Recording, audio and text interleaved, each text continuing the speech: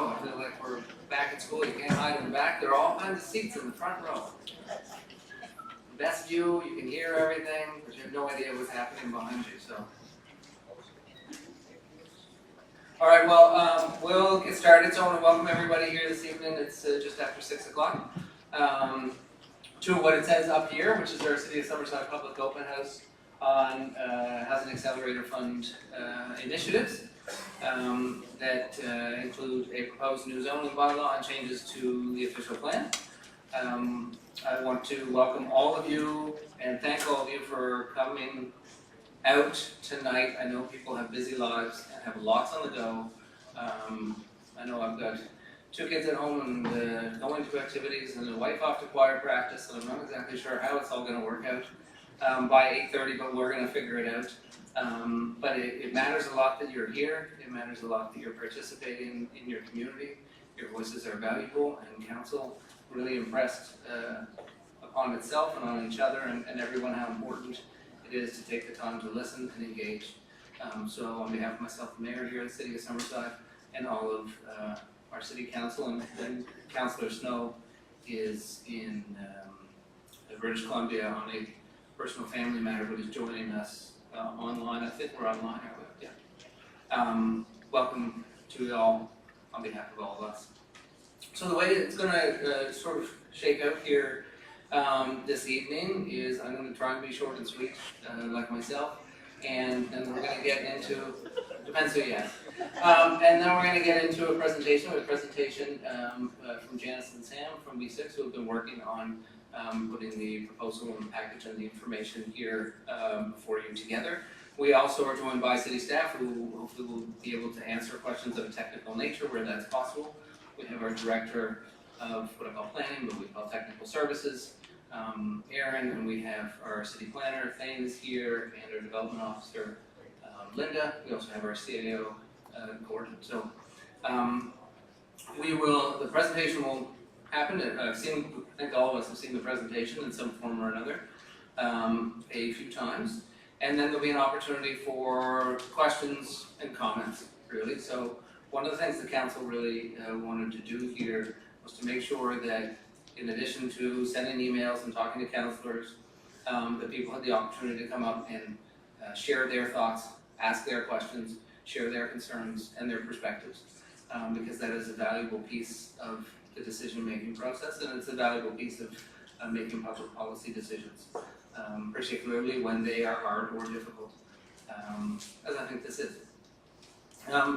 There may be some technical questions that people aren't going to be able to specifically answer. The best way I can sort of analogize that is that what is being put forward here, being proposed here, is analogous to the foundation of a house. So the zoning, the land use planning for a community, and the official plan are the bedrock and the base for the rest that gets built. So you certainly come and ask any question, but if you have a technical question of can this happen in this situation, in this circumstance, on this lot, you may get a, well, maybe, and try and answer it as best possible. But there is more to build on this in the future. As well, that's sort of, sometimes I'm really happy we're here and outside of City Council, because sometimes when we're in chambers, it can feel really stuffy and it can feel, people tend to come in, although we do play music now when you come in, so you can put in requests, but it sometimes feels overly formal and intimidating, particularly for people who aren't in council chambers on a regular basis. And the council did a really good job here in making sure that we did this, added this to the process, and are doing it here in a place that is hopefully more comfortable and obviously is more accessible, and also more people can gather.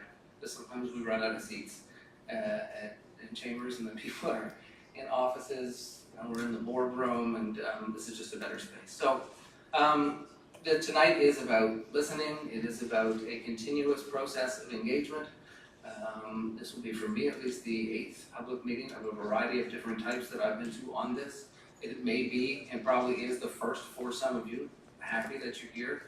And it is really important, again, getting outside the City Hall to listen to residents and to talk about important issues that face our community today and for the years ahead.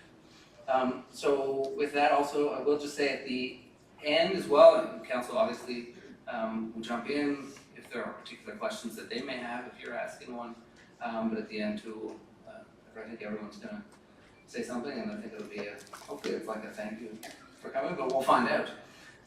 So stay tuned. With that, I'll invite up Janice. I think you're going to begin, so if you can come up and begin the presentation.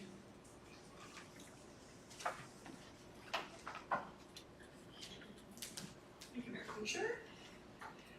Hello. The purpose of the meeting tonight is to provide an overview of reasons for the CMHC Housing Accelerator Fund and to review current changes to the official plan and the new zoning bylaw. There are many proposed revisions, and we are looking at revisions since the spring. Specifically, we're looking at changes to the official plan, amendments, including repeal of an east-west secondary plan or east-west corridor, which is currently under construction, and the east-west plan dates back to 2008. We're looking at changes to the future land use map, so the CDA zone, so the zone is going to be applied to the east-west connector, the east-west corridor.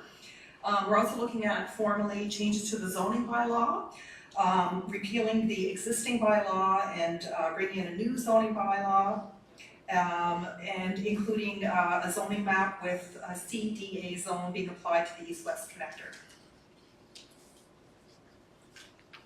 So just want to make sure. Yeah. So the Housing Accelerator Fund is a national fund, and it is designed to deliver across Canada initiatives or incentives to produce housing at an accelerated pace. So to speed up the process of development of housing. And there are other features here, including development of complete or walkable communities, to develop housing across the spectrum, and to, of course, look at how to move forward in a low carbon manner. The City of Summerside did sign an agreement with CMHC for funding, as did many municipalities across Canada. There are 14 initiatives in Summerside in support of HAF program objectives, to the tune of $5.8 million in funding, contingent on meeting federal conditions. Generally, the context is Canada is a growing country and Summerside is a growing city. There was a housing needs assessment done in 2021, so prior to any of this funding coming on board, there was basically, the city was starting to identify it was growing and it had to look at capacity, including capacity for housing. Prior to that, as I've already mentioned, there was the East-West Connector secondary plan, which was developed in 2008, and we see how quickly municipalities move because only now is the connector actually under construction. In the fall of 2023, so almost a year ago, the Mayor's Task Force on Attainable Housing had basically come to the conclusion that Summerside is growing, and what were they going to do about it? And so it kind of set the stage for how is the City of Summerside going to grow? How is this going to happen? And as that task force was winding up and the report was issued, funding opportunities became available. And in December of 2023, the city did sign an agreement with Canada Mortgage and Housing Corporation. Part of that agreement involves changes to the official plan and bylaw to allow for more housing or to facilitate more housing. In a nutshell, what we're looking at today is changes to the official plan, changes to the bylaw, and there will be more to come later.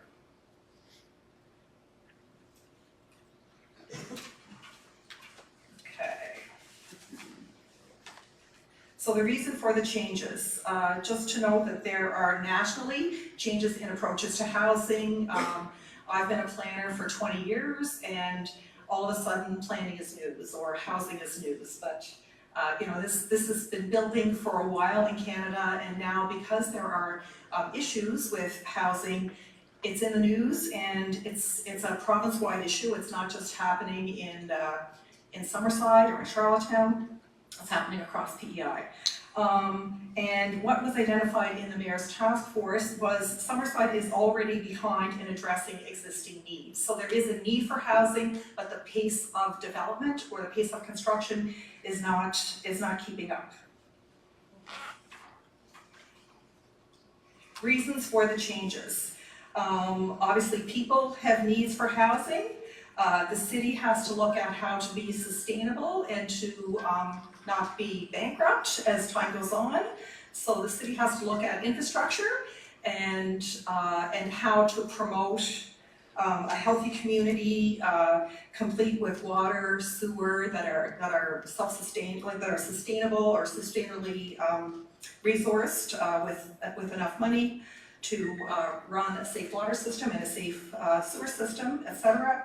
And of course, economic reasons. Housing is needed for new households. It's needed for people to age in place so that at one stage of life, people can live in one kind of housing and then live in another kind of housing, maybe when raising a family, and then look at other options as they age in place. And of course, economically, cities work because services are located in cities. So we have many changes happening, and the question is, how is the city going to approach the need for change? Okay, so a lot of words on this slide, but basically why or what are the reasons for these changes? And first and foremost, there is a growing need for housing, and the growth is either going to happen in the serviced areas inside the city where there are services, or it may extend out into the rural areas. Changes respond to need. It is a responsibility. It is responsibility for the city to use data and to look at what options are possible as the city is responsible for providing for housing. And we did want to note that even among the comfortably housed, many residents are one life event away from housing insecurity. So in part, this speaks to, for example, when we have a hurricane or when we have issues in life. It could be someone dying. It could be someone getting families separating. There's not enough housing for people to make the changes that happen. If there's a fire, where is somebody going to go to be housed and to continue to work in the city? Is there a place? So we will not be able to meet the need of the housing supply and affordability by focusing on new developments only, or by simply building faster. And across the country, this is what the HALF program is designed to do. It's designed to give people more options and to speed up the pace of housing. Specifically, the Summerside Housing Accelerator Fund has 14 initiatives. This particular focus this evening is on the initial, as Mayor Kuchar said, the initial stages.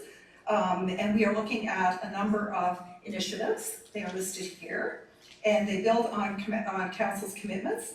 And essentially, Council is looking at how do we supply housing, how do we provide variety, and how do we make housing attainable and affordable. Okay. As we've stated, the housing need is there, and the funding from CMHC might allow the city to do the work to address the housing needs of current and future residents. There's multiple stages of work. As far as the program goes, there are deadlines, and meeting each deadline is critical to keeping the funding. There are core conditions to the funding. We'll talk about this a little more as we get into more detail. But exclusionary zones are to be removed. Across Canada, this has been a requirement. 4 units as of right are to be provided for in every zone around secondary and post-secondary institutions. So in Summerside, Holland College, there are a minimum of 4 stories in a 500 meter to be permitted within a 500 meter of Holland College. Accessory dwelling units or secondary units or garden suites are to be simplified. And there are core program requirements as well. And these include looking at missing middle and a full housing spectrum. So missing middle housing would be very small units, such as duplexes, row houses, in some cases small apartment buildings. In Summerside, traditionally, there were single-unit dwellings and more recently, larger apartments. And the missing middle defines what's in the middle, like what are the other options that could possibly be made available.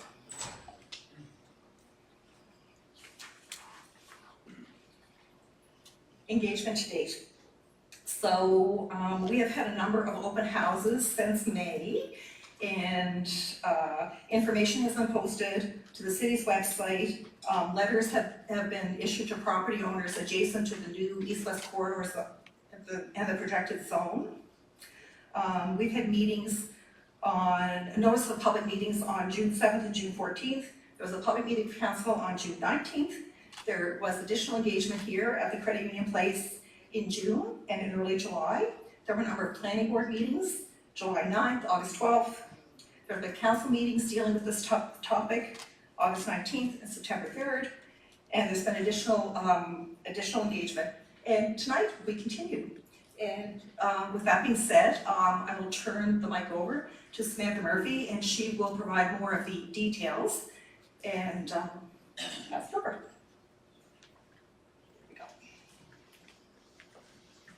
Thank you, Janice. So for those who don't participate in planning processes all that often, I'll just take a second and explain the difference between the official plan and the bylaw.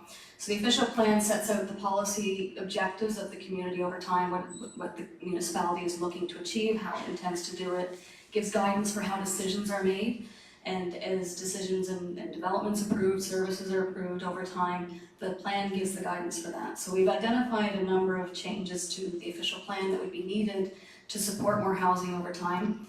But we are not proposing at this time a whole new plan. It's a number of amendments. So the types of amendments in the official plan itself would permit, it speaks to the number of permitted dwelling units, it speaks to increasing height in the areas that Janice had mentioned previously, speaks to a range of housing choices and just confirming that the municipality is looking to have that full spectrum of housing available.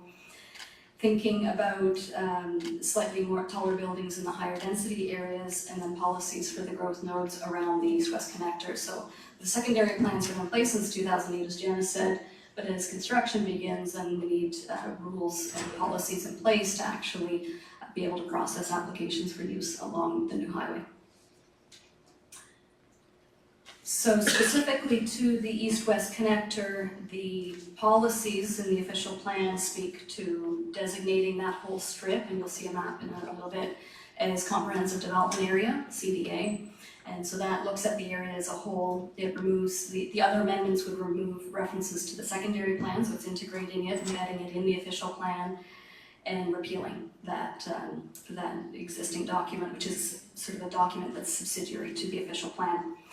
The emphasis in the policies is on commercial uses, mixed residential, commercial, and higher density residential. And those are policies and ideas that have been in place since that secondary plan was developed, so they're not new. And then in terms of implementation, the policies promote timely, fast processes so that there's some certainty for those who are looking to build housing and or commercial, all the different uses, and delegating decision-making to staff.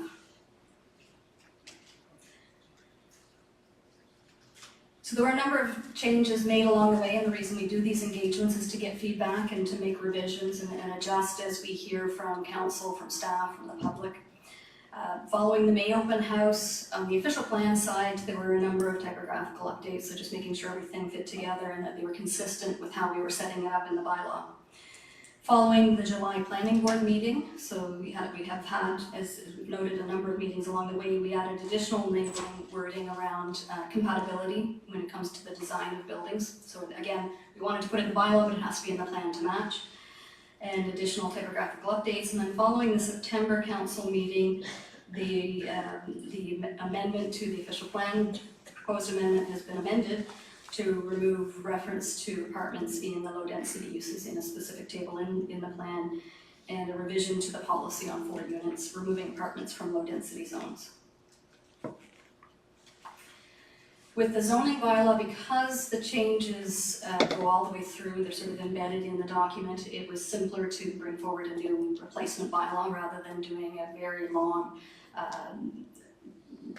delete word here, word here. So it's a new bylaw. A lot of what you see is similar to the existing bylaw. But there are certain changes, as I said, that are embedded all the way through. They support accessory dwelling units, that increase in housing options and supply. We speak to the connector, the CDA for the east-west connector, and had to create rules around that area as it's new. Speaking to the densification around Holland College, and then some terminology and timeline type of changes. The only change to the zoning map itself is that east-west connector as a CDA, so that everything else is staying the same as what it was before in the zoning map.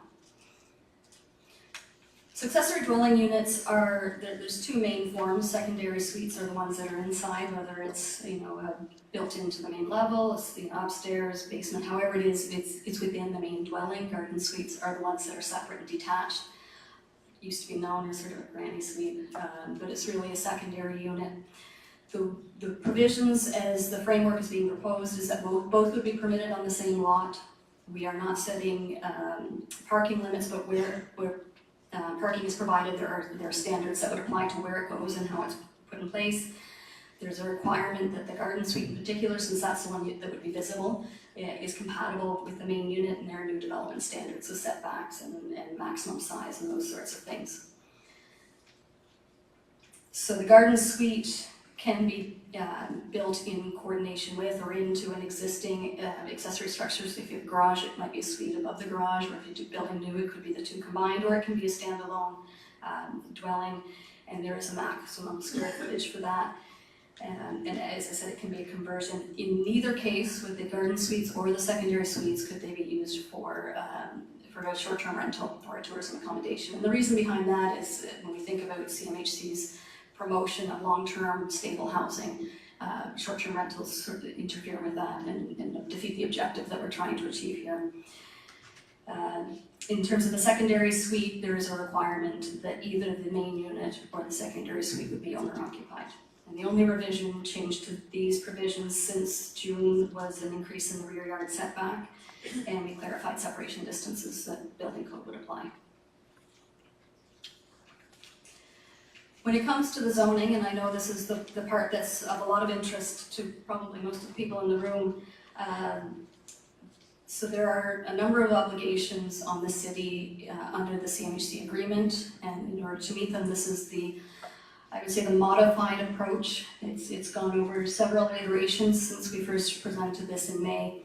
At this point, it's an attached housing option that would meet the obligation on the city to have permit for units in any zone, and to remove exclusionary zoning. Exclusionary zoning is zoning that permits essentially one use only. So your standard historical R1, that kind of thing. So when we looked at all the different ways that the city could meet the obligations that they'd committed to under the funding agreement, this checks all the boxes. If we don't do that, then we're back into discussions, and there are implications under the agreement.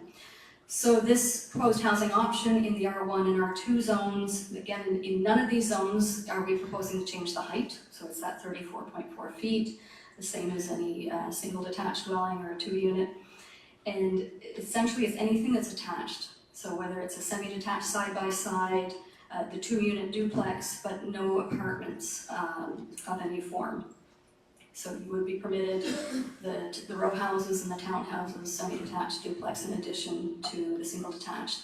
The garden suite and secondary suite would be permitted in every zone, but the way the zones are set up, if you had one of those, you wouldn't be able to.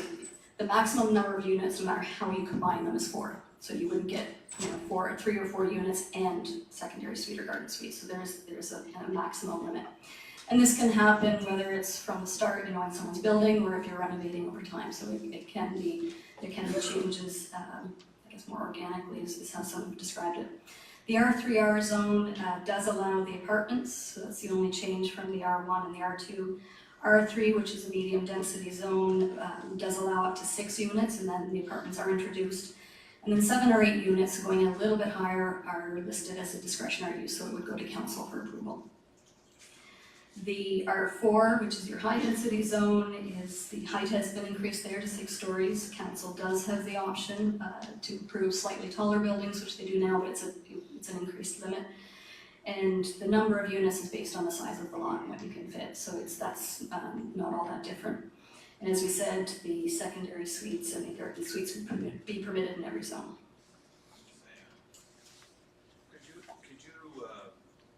explaining the difference between 4-unit apartments, row house, and townhouse, so that people Yep. are all on the same.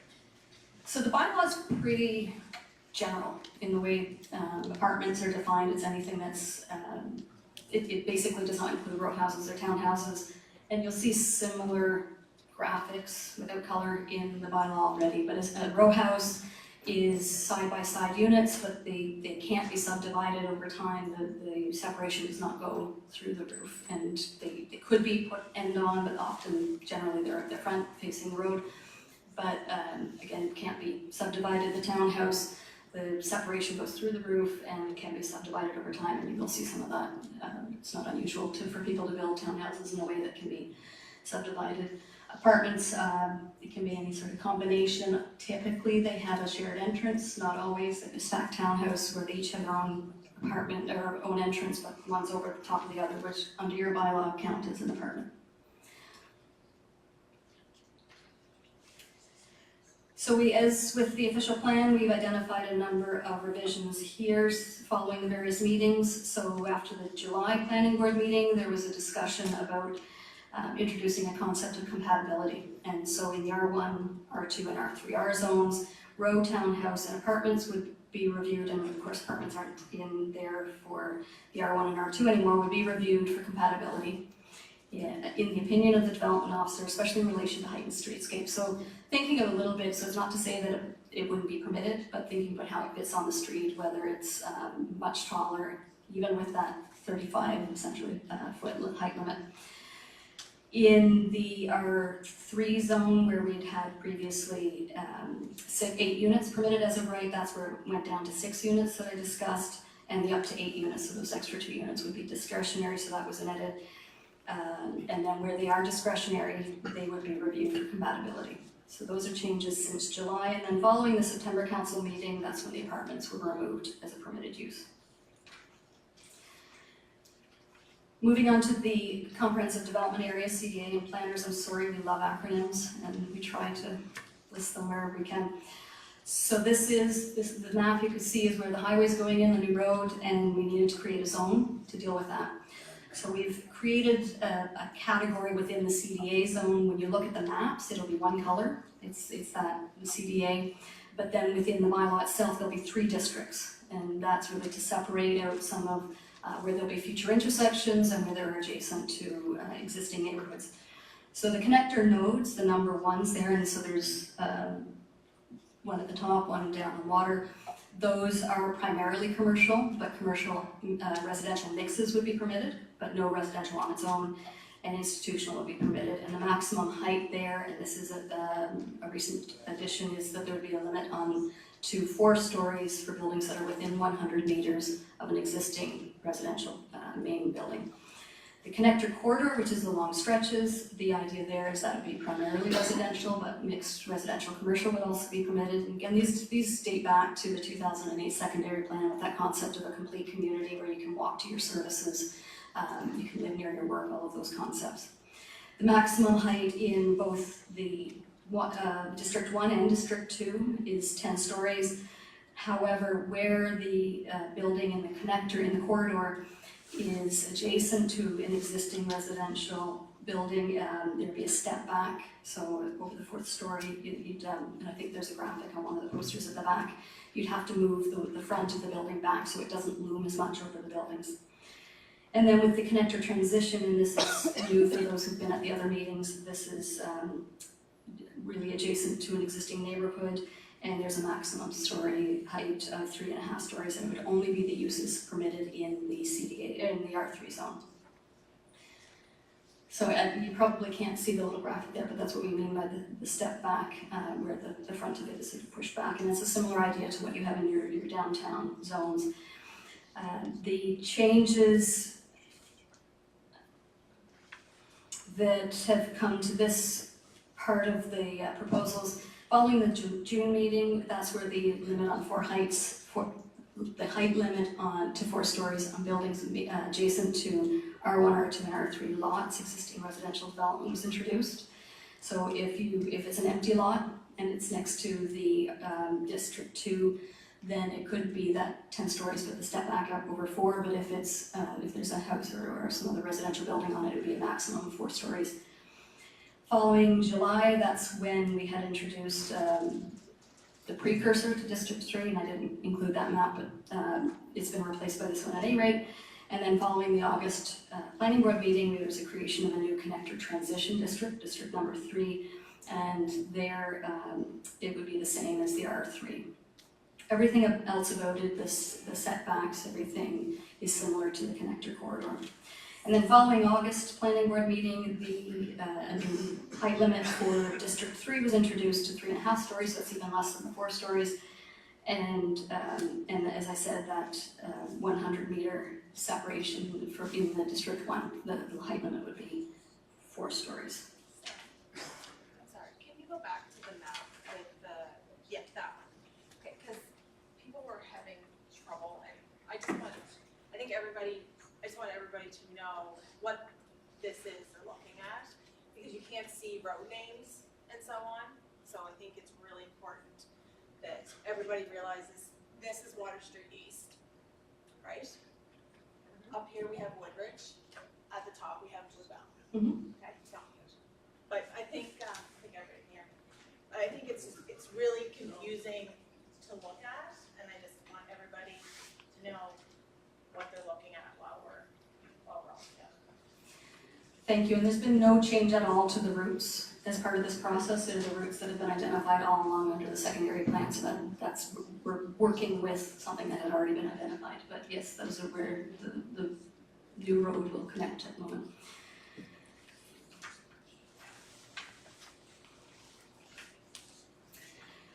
The Holland College buffer is one other piece, and CMHC has identified this for, I'd say, most of the municipalities that have been involved in half funding, whether it's, and it's actually a different radius, it's a different distance depending on the municipality. What they asked for Summerside was within 500 meters that buildings, residential buildings, would be built up to 4 stories. Currently, your downtown zone already allows taller than that, and most of the rest is R3, which would be essentially 3.5 stories. So it's not a big difference, and that, again, with none of these changes, in no case is someone being forced to meet these. It's like expanding what's permitted. There's a number of other smaller changes that were identified at the same time just for functionality, so, and these build into the CMHC initiatives that were identified in the city's application for funding. One was that modular buildings would be acceptable in all building forms. The bylaw had, whether it was intentional or not, it had spoken to specific types of housing being modular only, and we know that there's a lot of prefab multi-unit that are now being explored and other options. So just making sure that the wording was broad enough. Refinement, so an ancillary residence is something that, if you think of sanctuary housing, apartment in a church, or sometimes there's a suite where in an institutional facility where a worker is sleeping and they're taking a break, that sort of thing. So slight changes there, again, to increase that range of housing. Approval time limits, so permits expire currently after 12 months, they've been expanded to 24, and just a few edits to the official plan and zoning bylaw for wording, terminology changes to reflect changes just generally. So to bring that all back together, the official plan is a series of small amendments and the change to the map, the future land use map, and then the zoning bylaw is a replacement bylaw and that one change to the zoning map.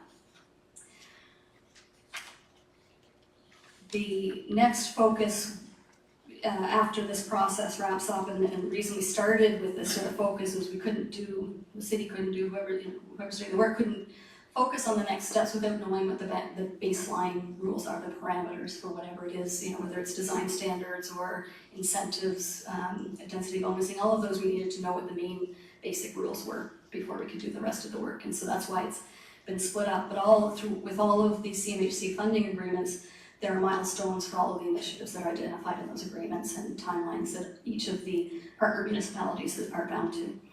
So following this, there's 3 initiatives focused on design guidelines for accessory dwelling units, zoning for vulnerable populations, and design requirements for missing middle, looking at floodplain mapping and climate change adaptation plan, building on the data the province has already developed, which is quite comprehensive, and then looking at a number of incentive programs, whether it's incentivizing redevelopment, multi-unit modular, again, density bonusing and those accessory dwelling units, so grant programs in some cases, and then updating the housing needs assessment that was first done in 2021. The next steps in this process is to go back to council. Council has given first reading to the bylaw. The official plan is just passed, is voted on in one resolution, so that'll happen at the second meeting. So the next step is after this for council to go back, have a vote on second reading. If second reading passes, there's approval, second reading and adoption of the bylaw, and then it goes to the minister for approval. And it does not take effect, either the official plan amendments or the bylaw amendments, until the province has given approval to that. And as you've seen, we've made revisions all the way along the process based on the feedback that's been given to us from the public and from council. So that's the end of the formal, although I will add, because I know there was a question last time I was speaking about what would be permitted on an existing lot, some of those typical existing older lots, and there's a difference between technically what would be permitted based on minimum lot size, minimum frontage and depth, and what you can actually fit on. So there's a design question and there's a technical what's permitted question. And based on the lot sizes that you'd identified, Councillor McDougall, it would be everything except a 4-unit townhouse would legally be permitted under the zone tables, but even the 4-unit row house is unlikely to actually fit on a parcel of that size and shape. So again, it'll depend on design, but that I think was the question that had been posed to us last time. So with that, I'll step back. I know we'll have a moderated conversation and questions. Thank you.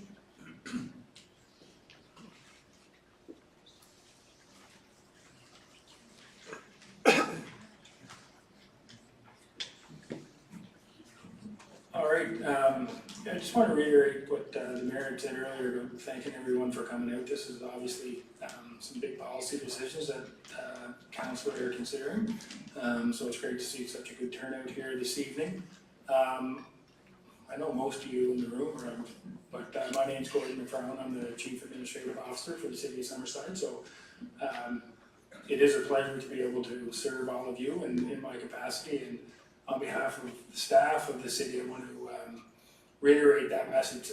We're very blessed with the city to have had and to continue to have councils that work well together, that are able to get things done in a variety of different ways.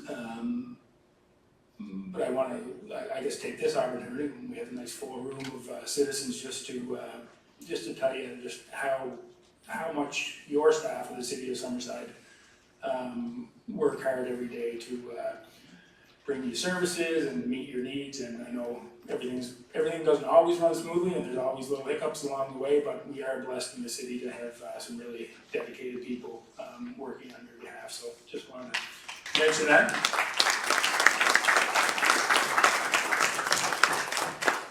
So the next portion of the meeting, and we'll likely, we're going to leave some time at the end for councillors to have some wrap-up comments. So we likely have, about an hour for feedback from residents.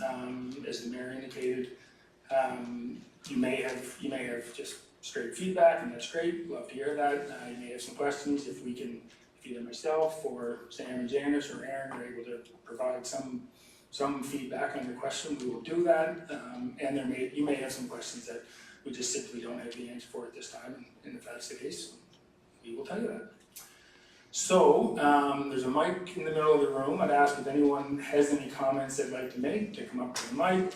Please state your name and your address for the record. And this meeting is being live streamed on the social media or YouTube, one or the other, somewhere. So please speak clearly into the mic and we'll go from there. Good day. My name is Kim Thompson. I live in the first subdivision.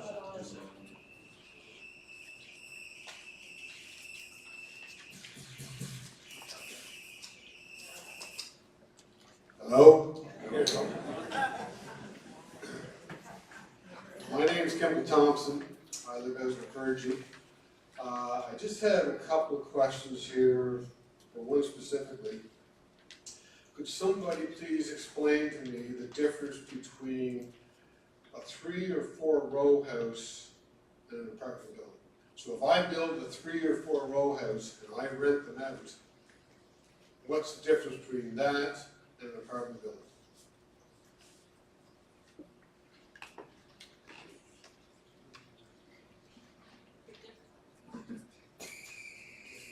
The difference, obviously connected.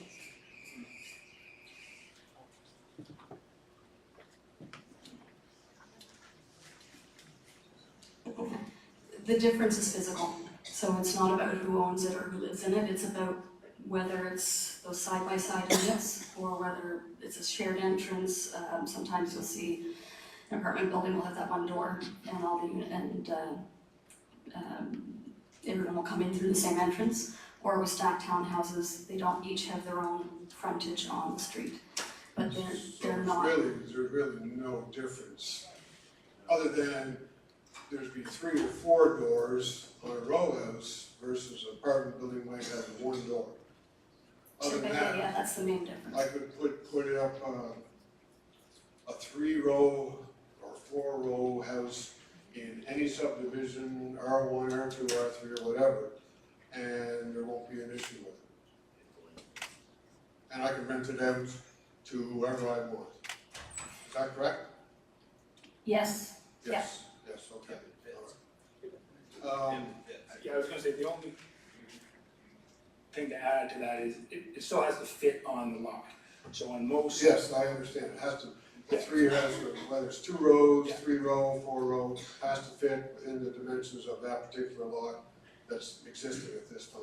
Correct. Yeah. Okay. Just one other question, this is for Mayor Kutcher. Back in 21, there was news report came out that you were opposed to multi-residential housing going into Bluebell subdivision, and I'm just wondering why you're in favor of it now. Can I use this mic?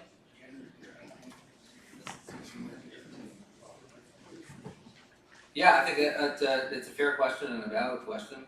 And I know Mark Greenan in the back of the room there predicted that this moment would happen on Twitter, which was called Twitter then, and today it's called X, and I still think it's ridiculous. But yeah, no, but I think it's a good chance to talk about it. So for me, I'll first tell you personally why I presented and spoke in council chambers against an R2 change in the neighborhood that we were living in. And it went to a walk I had with my daughter, who's now 9 years old, through the woods leading into Rotary Park. And at the time, there was going to be a proposed development there, and she said, "Dad, why are they going to cut down the trees in the park?" No, it's not actually part of the park, but it's next to it. And I said, "That's a good question. That's something that's really important to me, trying to protect our community and our environment." And so then I reached out to members in our community, and then I did what you are told not to do in law school, which is throw everything you can against the wall to try and make something stick to make that not happen. So that was my personal reason for being involved in that space. But the second piece that I think is the important one, because I've certainly thought about this before, is that my perspective as a resident in Bluebell is different than my perspective as the mayor. So when I am sitting, and that's why I'm done a lot of work to try and understand, to put myself in people's shoes across our community. Because I can understand why people maybe have fear or concerns about the lot that's next to theirs, or down the street from them, or if there's housing that may be different than what they're used to in their community, because I've been there. But as mayor, I need to look at the big picture and the broader benefits for the entire community and for all of our city, not just today, but for years ahead. So there is undoubtedly a serious housing crisis in our city. Now, there are probably a lot of people here today who own homes, and they've done really, really well as the price of housing has gone up. You have climbed that housing ladder. But when I look out also in this room, I don't see a lot of young people. And today, you would have kids who are struggling to be able to afford a place to live. They're having a hard time getting into that housing ladder. I know, thank you for being here. So the perspective changes. So my perspective and my responsibility as mayor, and I ran an election campaign on creating attainable housing. I said it in my opening remarks, in City Hall, in Chambers, that said I would do everything I could to make housing more attainable for everybody in our community. Those who are unhoused, those who are living housing insecure, but those seniors that you meet on the doorsteps who don't know where they're going to live next because they don't know how they're going to be able to afford a place to live. For the young people who aren't able to stay here or start a family because we need to get younger as a community, because we're simply, our demographics are showing that we are getting too old. We need workers, young workers, to take care of our adults as we age in our community. So my perspective completely changed. And I got here, and some of the council, because some of them are here from the last council, had initiated that 2021 housing needs assessment. And we started the Mayor's Task Force on Attainable Housing, backed by City Council, and a number of councillors were on it. And we got experts from across the province in all spectrums, those who build, those who lend, those on the social services side, at the table, and we engaged with the public and listened to people and got feedback. And then council adopted the Housing Task Force and said, we're gonna do all of those recommendations. And all of that happened before this Housing Accelerator Fund came out. And then the Housing Accelerator Fund came out, and we're already down the road, which is one of the reasons why we're at the front end. So it's a long answer to your question. That's why. Because the perspective change of my responsibility and duty to the people of this community is there now. And it wasn't at the time. I was looking at down my street. So I hope that answers your Has the question. city already received money for this housing change? We received that? The contract was signed in December and the city received money in December and will receive money if the city meets its contractual obligations, they'll receive money every year for the next 3 years. So some money, and then there'll be more money for 3 years. But to me, again, this isn't, yes, there's money. Money helps to pay for the infrastructure that we need to continue to manage the growth that we're seeing. To make sure that we have the water and sewer and the sidewalks and the roads that everybody needs, to make sure the snow is clear, to make sure that So we the have fire. $5.8 million is being used for what? So I don't know if you want to answer the, I know a little bit about the specifics of it, but I can give you a general. You go. I'll tell me if I'm wrong. So the $5.8 million is different in some respects because it is given to the community to spend on what the community needs in order to manage that increased housing growth. So there are some particulars to it. So there is some spending that has to go in to make sure that all of the work, whether we're talking about the zoning changes, all the policy work, the stuff costs money and takes time, the climate adaptation initiatives, all that. Some money is put aside to go directly to you and to you and to you in an application process to help you pay to convert parts of your home into an accessory dwelling unit that may be for your young kid, that may be for your aging parent, or to do a garden suite or laneway suites or whatever you want to call them. And then the rest of the money will, council will decide where those dollars get allocated. Council has a couple of significant capital projects that involve a new fire hall and the east-west corridor, and so council will decide. The transportation, so it goes into, as I understand, general revenues. It is not tied to one thing in particular because it is, finally, we have a level of government giving money to a city to be able to do what the city needs to do.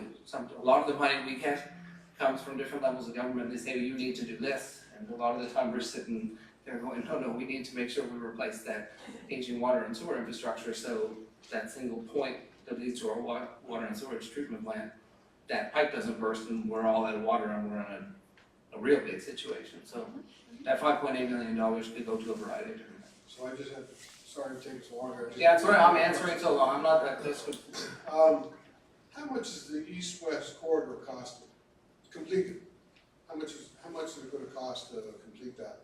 And I'll do my best to answer the question if you want, so you can answer it. About approximately $20 million. About 20 million? Yeah, the thing about the east-west corridor is that there'll be latecomer charges, so the way development works is that a developer has to pay for the water and sewer into a development. So the way it would work now, because that we're paying for the road, the active transportation, and the sidewalk, as those get developed, as those parcels get developed, then developers have to pay what is called a latecomer charge to the community. There is a bit of the latecomer charge, I think, is built around, I'm gonna get the names of the streets incorrect, but built around what you would have as a regular residential street as opposed to a larger street, so there is some incentive there from a development perspective to grow that area. Now, Did I get that right? Okay. just one more question here. I'm not supposed to be answering the technical questions, so you got me at the microphone, so. You mentioned about, and I understand young people having a hard time affording a house. Now,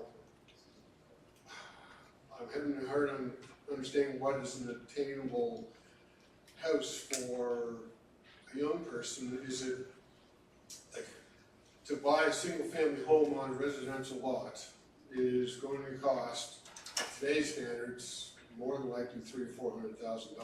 A lot of young people can't afford that, and I understand that. So what kind of home is the city going ahead to try and promote that these young people can step into to afford? Yeah, the basic idea behind it, the basic idea behind it is to create more options in housing, right? So right now we have single family homes and we have an increasingly large number of large multiplex buildings. You know, the 24, 40, 60, I think we've got an 80 unit building going up. Those aren't for sale. No, those are for rent. No, yeah, there is a significant amount of rental units coming on that are. For a young person who wants to get into buying a house, Yes. to me, the only option is you have to change the bylaws to make maybe a lot smaller with a smaller house on it so they can step into a residential home and buy it, because they're not gonna wanna rent an apartment for the rest of their life if they can possibly step into them. That's correct, that's why we want to, I'm not gonna say we want to, that's why this proposal proposes to allow 2-unit townhouses, semis, 3-unit, that can be subdividable and then affordable because the housing is, building the housing is cheaper. So it's about creating more options and opportunities for all people, not just young people, but also for older adults, to age in their neighborhoods and to be able to afford more types of housing. That's really what this gets to. That's what missing middle housing is that missing middle, that type of housing. By creating a more diverse supply of housing, you give people more options so that they can live in the types of places and environments and neighborhoods that meet them where they are in life. And today is different than it was 2015, 10, 15, 20, 30 years ago, where we all could meet to a certain degree the ability to purchase a single family home, and that just isn't the way it is today. And people also are living in different types of housing arrangements. So again, that's what this is really at. This is the underlying purpose and the core and the piece of the CDA, that's what it is as well. So I hope that answers the question. And I don't want this to be about me, this isn't about, you can ask me anytime, you can come. But I hope that answers your question. Hi there, Alan Thorpe, 69 Canton Drive, and I've got some comments that I'm just going to read off. So I'd like to start off by saying that I support the expansion of the City of Summerside, but only under its own terms and its own timing. None of this seems to be under their own terms or their own timing. It all seems to be dictated by the federal government. So,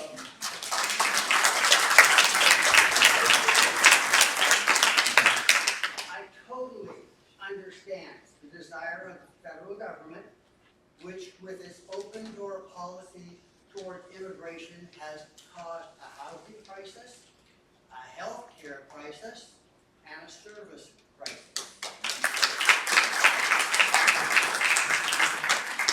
Their policies have swelled the population beyond the ability of governments, provinces, cities to cope with it. Of course, they want to download the problem onto another level of government. Who wouldn't? Provincial governments across the country are pushing back on immigration. You know, they're limiting, even the federal government now is limiting how much additional immigration is coming in because they realize, whoa, we might have made a mistake. So my fear is that the city, in its rush to get $5.8 million, which my personal opinion It's just chump change.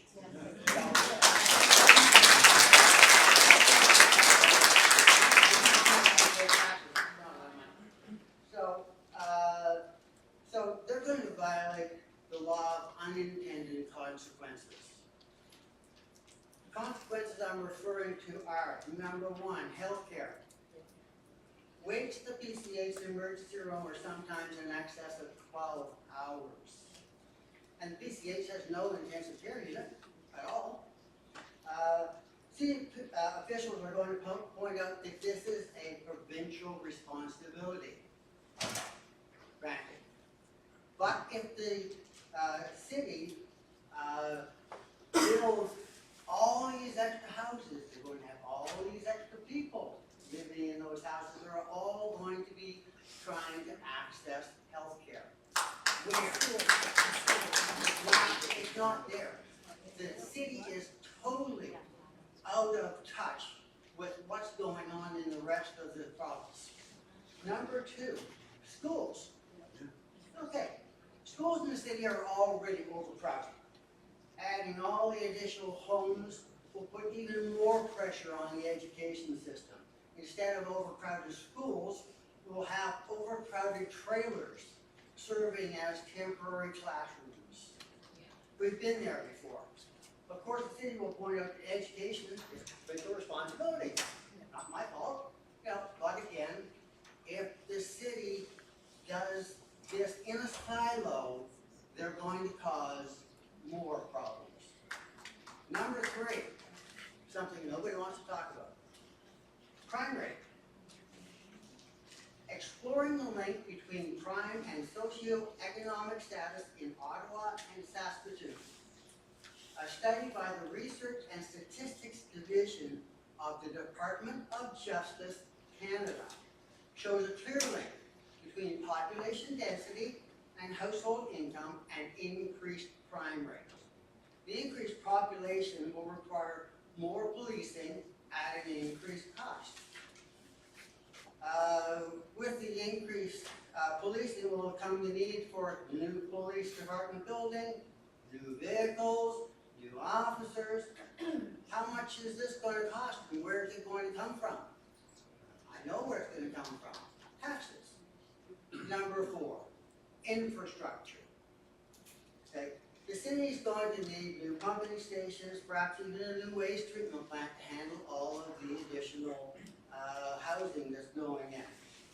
Summerside sits between two bodies of salt water. From where I live, I can almost see both sides of the island. The more you pump, the better chance you have of having salt water intrusion. Once you get salt water intrusion, your well's dead. Your well field is gone. So does Summerside have a plan to develop new well fields? And how far away are they? I know how much it costs for a pipeline for water, and $500 a foot is about the cost that it's going to take to put a new pipeline into a new well field. So excess water drawn from the soil can also cause increased levels of barium, arsenic, all of those things associated with the fertilizers that are applied on the agricultural land outside city limits. So if you're thinking of putting your well field somewhere in an agricultural area, tread carefully. There are a lot of other things that I could go on about, but there are other people here probably going to want to talk as well. To the city residents, yes, the federal government is going to give the City of Summerside 30 pieces of silver to implement high-density housing. But the last time I checked, silver wasn't that expensive. We need to control our own fate and not let the federal government dictate terms to us. It will be cheaper and more effective in the long run. Thank you.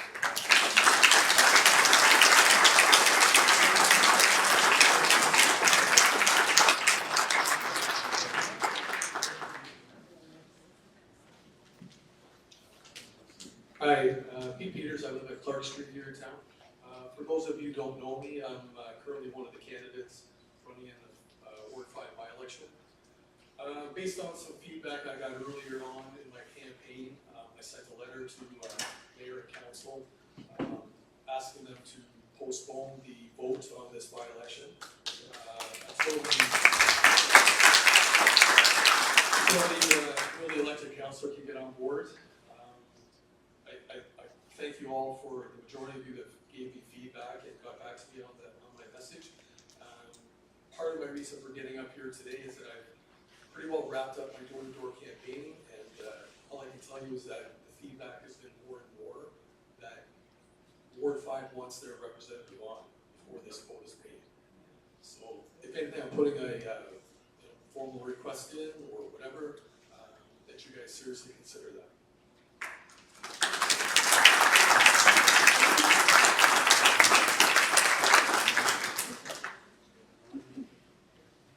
Good evening. My name is George Dalton.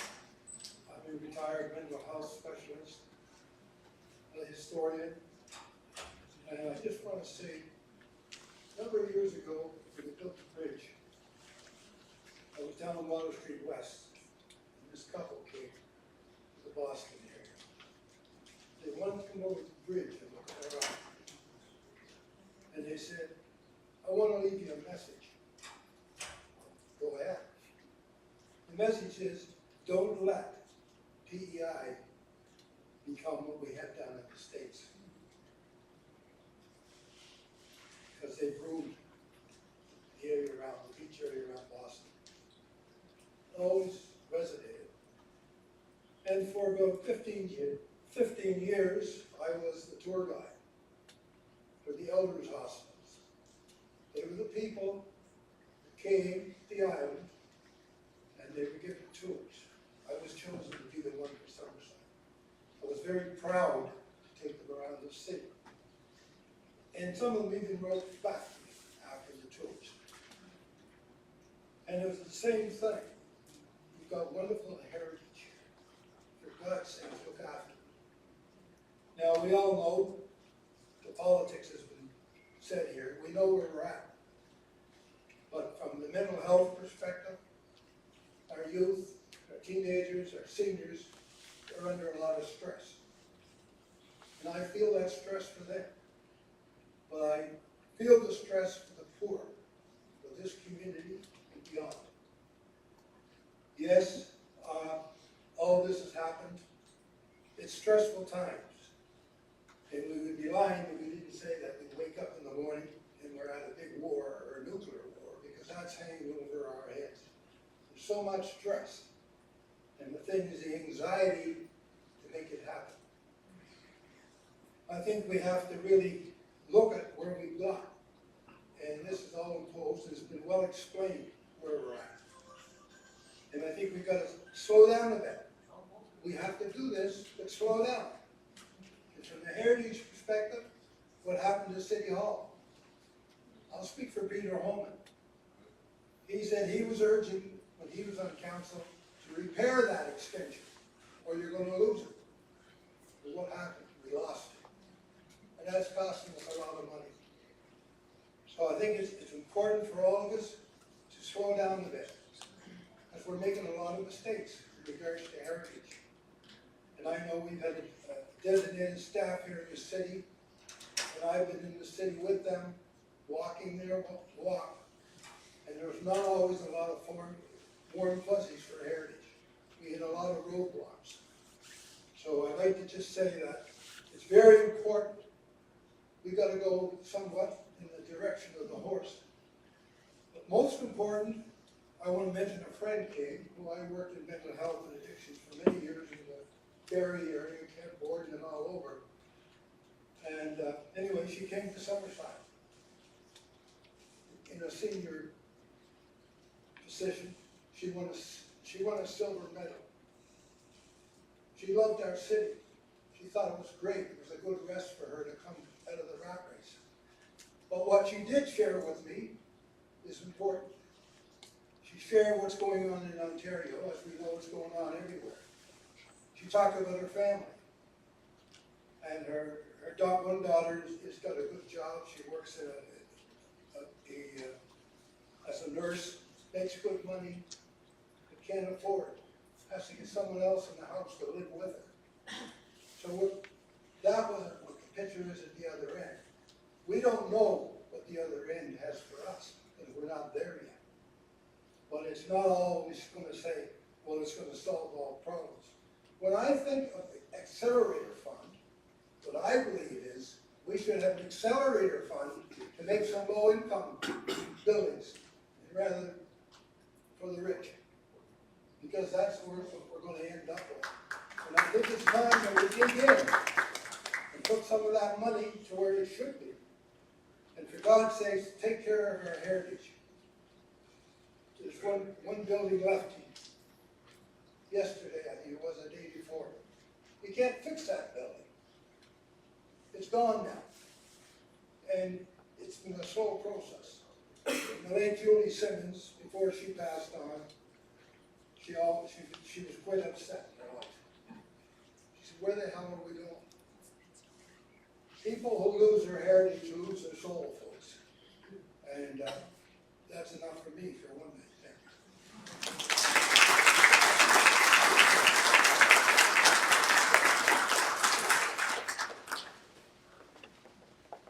Yes, hello.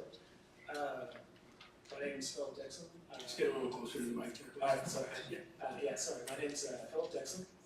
I lived for about 10 years up in St. Elmo's in an apartment. I recently purchased a home on Hunter Street. This is sort of a throwback to the first question, where there was the question asked regarding the distinction between the 4-unit townhouse and the 4-unit apartment. And I understand the technical distinction between them as a different configuration of the building. I was hoping somebody could explain more to me the logic from a planning perspective as to why they're being treated differently in the plan here for the R1 and R2 zones. I'm struggling to see just from a planning, I have a 4-unit building here and a 4-unit building here, from the city infrastructure, from the traffic, from that perspective, what is justifying these being treated as different things?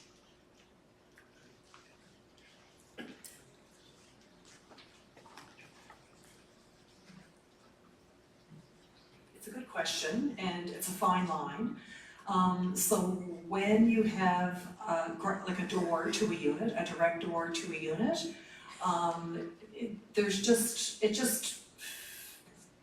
it's a fine line. But there seems to be a market desire for people to have their own front door. And there was more discussion about this during the pandemic when people wanted to stay away from hallways in larger apartment buildings. Also, with the townhouse as opposed to an apartment, there's maybe more of a style that goes along with maybe a larger unit as opposed to a smaller unit. And the mayor, I think, can speak a bit more, if he wants to the desire for a variety of options. Apartments tend to be 2-bedroom or 1-bedroom apartments, whereas a townhouse or a row house might be a little larger. And so there just might be it's a fine line. It's a fine line. Alright, so it's more a discretionary decision that's being made here on the part of planning to come up with this. And Yeah. one and not the other, but they're not fundamentally different things. Front door versus shared hallway. Maybe larger units versus smaller units. Okay, anything else, Sam? If I could ask one more question as well. Just, I mean, I am somebody who, I do support the idea of this increased density in the city. However, there is, I believe it was back in 2019, the city had done an investigation into the transit situation in Summerside, and the report from that was basically that the transit was not adequate. Do we have a corresponding to this increase in zoning density and whatnot, ongoing revision to the transit plan for the city going forward? I can't speak to that, I'm not staff, but I can speak, well, we're deciding if someone else wants to speak to that. there is with denser housing, more of a push towards active transportation infrastructure, and which would include sidewalks and trails. So it's more, it's offering that alternative. And I can't speak to transit because I have been working on that file. So Laura, I can help answer a little bit of that question. The second piece on the transit one day, you're right, 2019, there was a transit study done. Approximately, maybe a year ago, it was before Councillor Cameron was there, but I remember Councillor Snow, Councillor Duran, myself, I think there was someone else there. Pardon?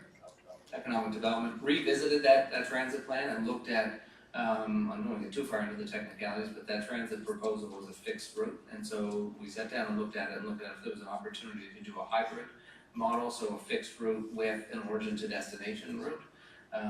So there are some municipalities across North America, even across Canada, that do actually direct point A to point B, what you call destination to origin transit. The issue for the reason why we've sort of been sitting there looking at how we can do this is dollars. So in that estimate, in order to put up the capital costs of just establishing your initial buses and your bus shed and your, I'm gonna draw a blank, but the little areas where you wait for the bus, they have a proper name? Bus stop shelter. It's a lot. Well, this is being recorded, isn't it? You get way down in the weeds and can't remember what a bus shelter or stop is called. That was looking at $5 million. So it's certainly still on the table, and I know some councillors have spoken about it and are interested in exploring it further. But there's no question, transit's a way to help reduce traffic and help to manage and move people in and around our community. I'd love to see it here in Summerside. We'll see if we can afford it or find a way to make it happen. And then to your first point, you're right, there is somewhat less of a distinction, the physical structure of what the building looks like. But the same way that if you have a single unit home or a duplex, those can both be rented out, right? So we as a city, we control land use, we don't control the individual, what an individual does with that home or property in terms of who's actually living in that space. So there are lots of, in all of our neighborhoods, people who are renting single family homes, people are renting one duplex.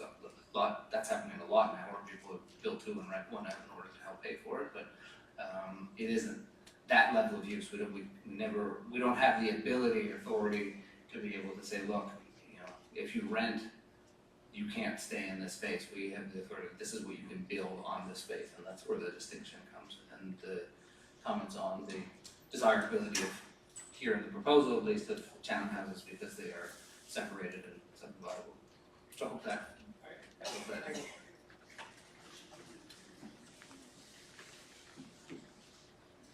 Nick McLean, 245 Mount Avenue. I have 2 questions, comments. I didn't really want to get up there and speak tonight, but I'm from Ward 5, so it's the only way I feel I'm going to voice it up here. As Pete said, we have no counselor to talk to or anything else. I think it's a large force in the community that's not being listened to. And if someone could answer why we get no say in this. Why are we not postponing this vote?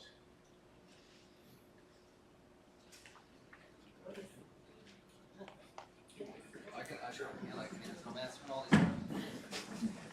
But if I say anything that you guys don't like, so just yell at me and say, no, that's not the.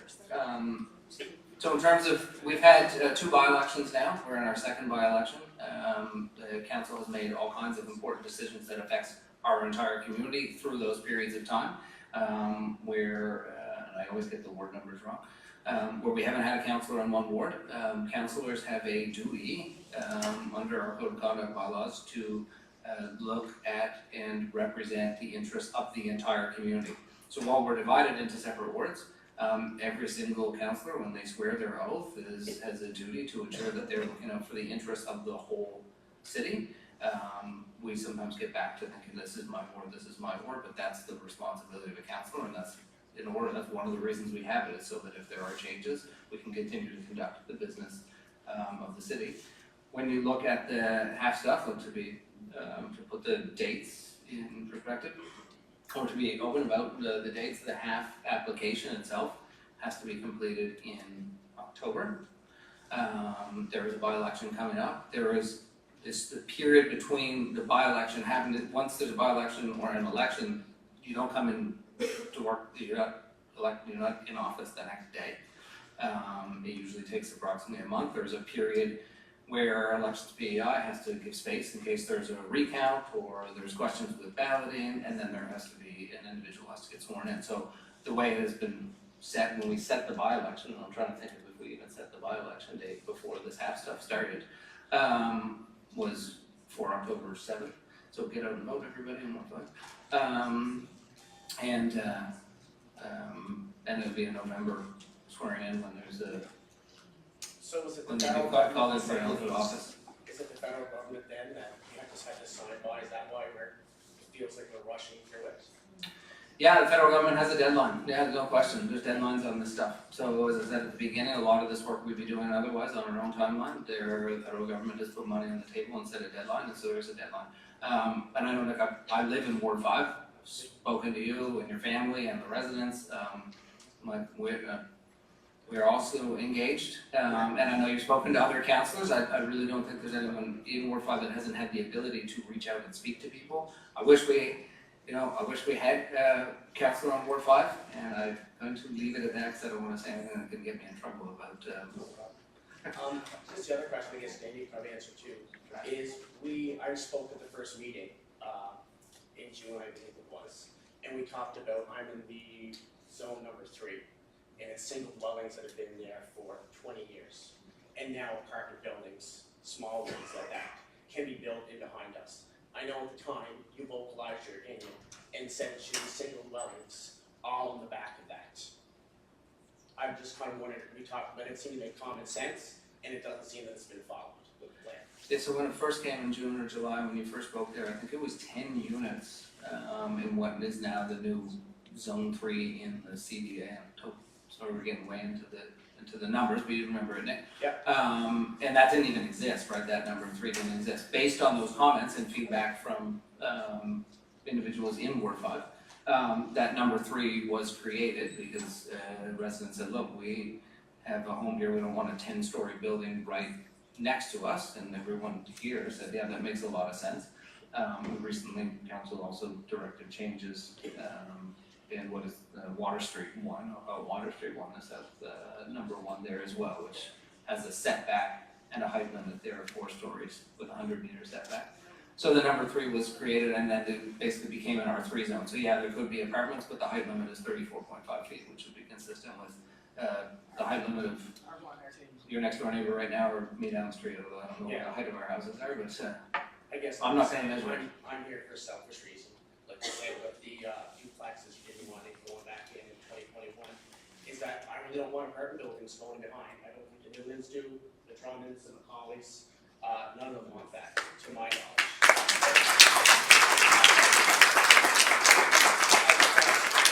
My concerns to council back in the time, and I thought I was heard, but I would say now at this point was not dropping down from a 10 to a 3.5. It's a step in the right direction, but it still should be single dwellings on the back of those. If you look at the map in the back there, the current one, it's R1, the single dwelling homes all in there. When I bought the piece of property 2.5 years ago, that's what it was sold to me as. When I bought lots a year ago, that's what it was sold as. It's just kind of disappointing that it's going to be changed now at this fact. yeah, no, that's when we're here to hear people's opinions. I would go back and look at the record because I remember you talking about, when you spoke, I remember you saying R3 would be okay, we'd be okay with 4 units and with duplexes. So, and again, it's okay to change or it's okay to rethink things, but It's not 4 units though, it's 6. yeah, an R3, So. yeah, fair, yeah.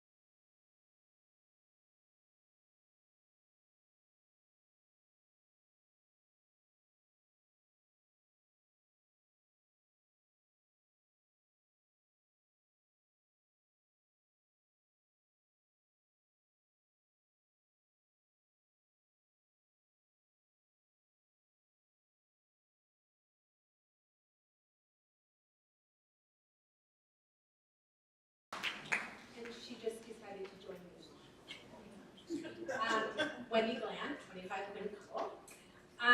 So we're all here this evening because the city is seeking $5.8 million federal funding for accelerated housing. Why? Because we're in a housing crisis. That's what they keep telling us. But wait, actually the city of Summerside is not in a housing crisis. We are not. The data now, the study that was done in 2021, a few years ago, yes, I mean, sure, we might have needed housing then, but that data is no longer valid. That's what the data proves. I've shared this data with City Council, but please permit me this evening to share it with the public. So according to CMHC, which has been quoted many times throughout the presentations, CMHC also generated data on the vacancy rates across Canada. According to CMHC, the national vacancy rate is alarmingly low at 1.5%. That was the stat in 2024, so this year. That's indicative of their very tight rental market across Canada's major cities due to what was very strong immigration and employment growth. Again, according to CMHC, the City of Summerside has managed to achieve a notably 4.2% vacancy rate. So 1.5 across Canada, 4.2 in the City of Summerside. That's more than double the national average, reflecting a robust housing market and successful growth. So bravo, the City of Summerside. Let's also keep in mind that the 4.2% is significantly undervalued because take a drive through the City of Summerside and you will notice significant growth that isn't completed construction, so we can expect that 4.2 vacancy rate to be elevated.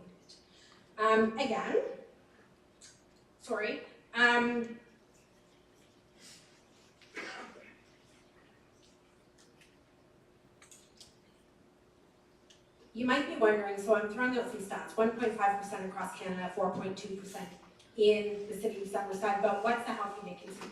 Because really that's what it all comes down to. Healthy vacancy rate is actually 3%. 3%. We're at 12.2. We do not have a housing crisis. Higher vacancy rates can actually decrease our properties. All of a sudden, rental properties are going to be empty. And then we're going to be asking people to move to the City of Summerside. Come, because we have a lot of empty apartments that need to be rented. So that's what we're looking at now, is not in a housing crisis. Across Canada is, but not the City of Summerside. The data, CMHC, it shows quite clearly that the City of Summerside has adequate housing. We need to stop worrying about the rest of Canada and start concentrating on our city. That is not in a housing crisis. Please listen to the data.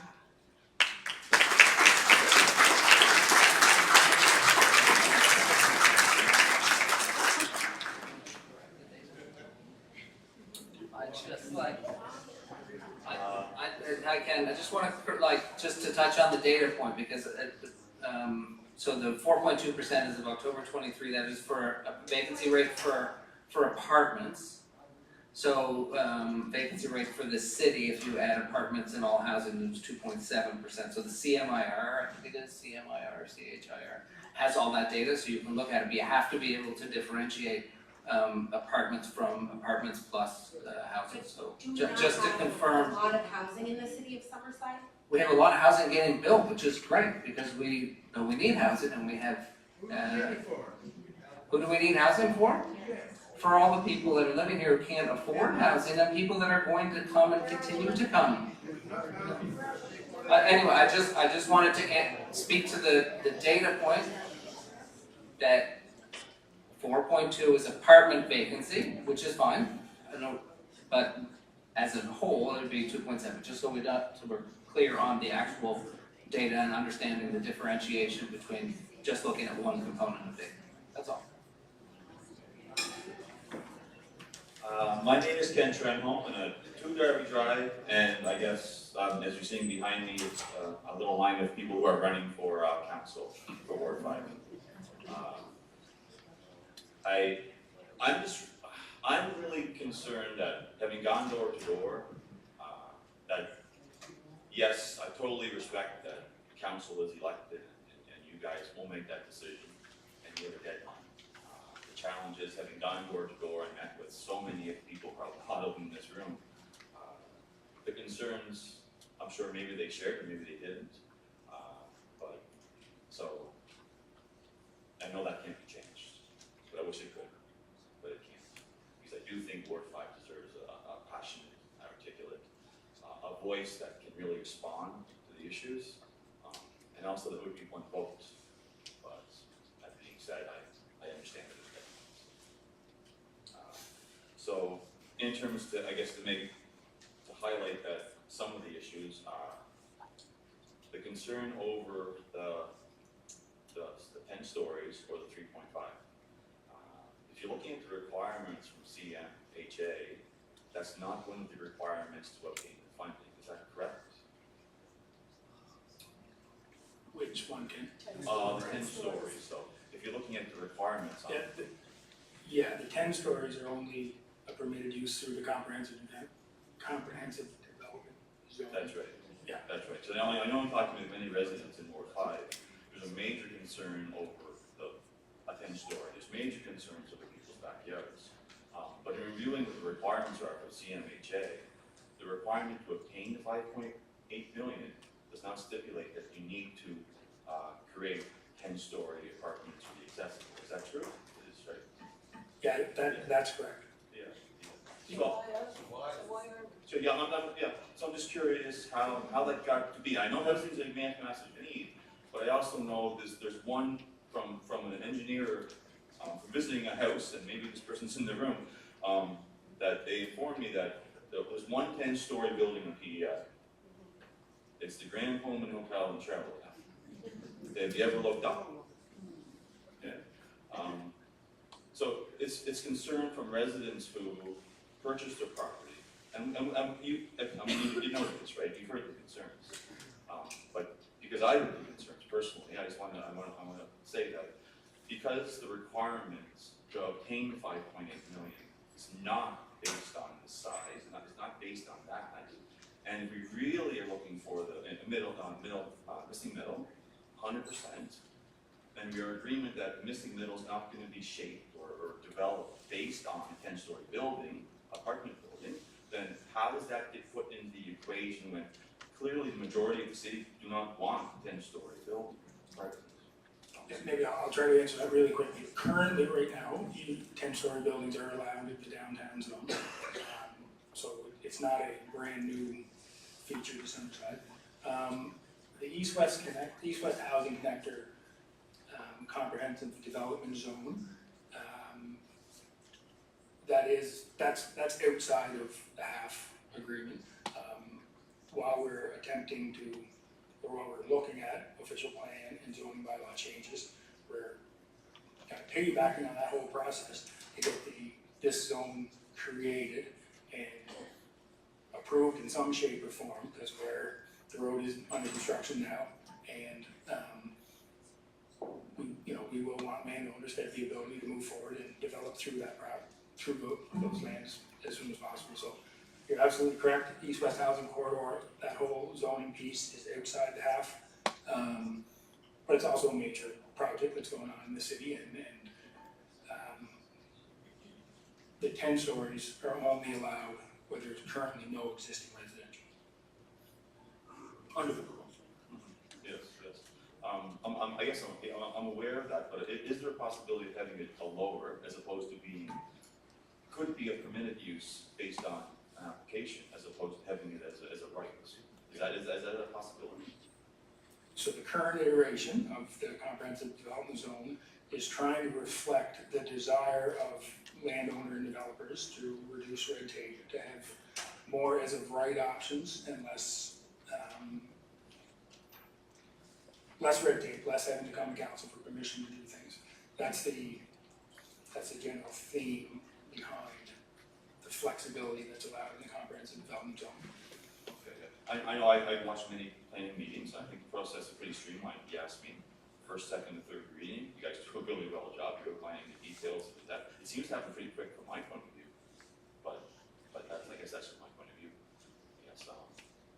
And I guess the other in terms of the ease back, so we talked about ease back, and that would be 100 meters, is that 1, 2, and 3?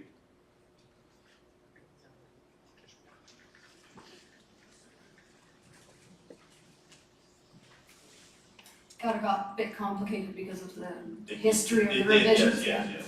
So in District 3, it's 3.5 stories And max, no ease change. back. And no step back, it's just 3.5 stories. Districts 1, the two versions of Districts 1, it's a 100 meter, if the new building is going within 100 meters of an existing main dwelling, then it's a cap at 4 stories. And in District 2, it's the step back is if it's adjacent to one of those zones, the R1, R2, or R3 zone, and if there's a building, residential building on that adjacent property, then it's a 4-story cutoff. So it's a little different by district, but there is recognition in each district of adjacency. Okay, so that, I guess that is the challenge that I'm hearing too, there's no, I guess, ease back for zone 3. Because then it would, there's a property line, and then that would be a 3.5-story building right adjacent to the building, like the property. Whatever the normal setbacks are in the R3 zone, they would be the same. Okay, You wouldn't be able to build right to the property line. okay, all right. And I guess I have just 2 more. So, there was a mention of going, it was going to be a second reading, so is the second reading going to happen at the next council meeting? Is that the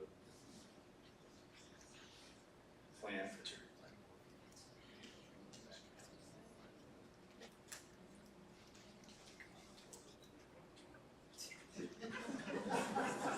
Yeah, that goes next to those, it was, what do they call it? Yeah, we go to the October 2nd. I'll speak to that. I think Okay. the current schedule is to go to the October 2nd council meeting, so for second reading. October 21st, you mean? October 2nd, October 2nd? Tuesday. Okay. It's not the regular council meeting then? Tuesday. It's October 1st. Whatever Tuesday is. October 1st. Okay. There'll be a special council meeting. Okay, thank you, so special council meeting. Prior to the regular. Okay, yeah, okay, all right. No, that helps, and then there was discussion that after the second reading, that was, Samantha, it's your name, right? So you mentioned it's going to provincial after that, or? Because is it not always usually 3 readings, or am I wrong? No, two readings, but then any new bylaw that's passed then gets sent to the provincial minister responsible Yep. For approval. That sometimes takes a month, sometimes takes multiple months. Planning matters like this will likely take a little longer than the average because the province will want to review the official plan changes and the zoning plan changes. And I guess the only other comment, I just want to bring back because I think in visiting with the residents, almost every resident has brought back 2021 into the equation in terms of when staff and the council unanimously said that turning it from R2 to R1 was unanimously denied. So residents are really struggling with that fact. Now we're looking for something much larger than R2. And I'll just, in terms of what the staff are saying, in terms of the recommendations, that this site is suitable for low-density residential use.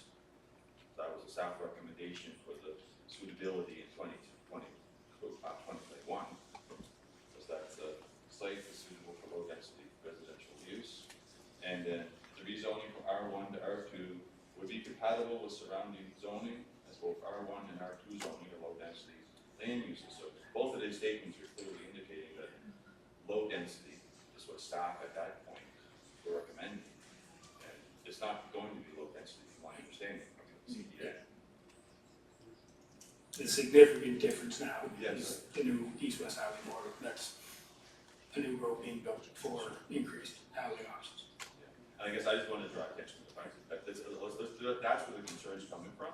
It seems that just a short 3 years ago, it was unanimously denied for a much smaller R2. And now it's it's really being seemingly supported, right? Because that's the concern. I think it'd be, I think.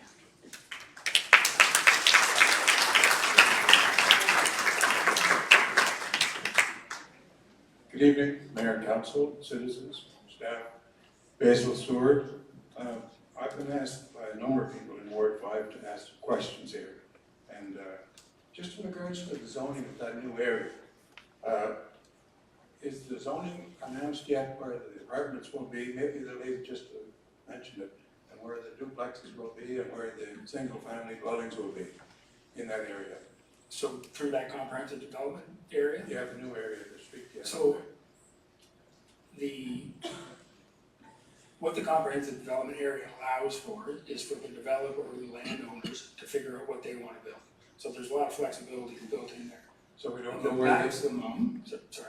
No, we don't know yet where the apartment buildings and the single-family dwellings and the duplexes will be for sure yet, or? Correct, that would be up to whoever owns land. Some landowners may not want to build anything, some landowners may choose to build duplexes, townhouses. Okay, another question I was asked, is there any commercial area on the northern part of that? I don't think it was mentioned tonight, but I understand there may be some commercial lots right at the top portion. So the districts 1 at the top and at the bottom the intent is for them to be predominantly commercial, with residential allowed as well as part of the development. Where's McEwen Road there? Is that on the top left? Yes.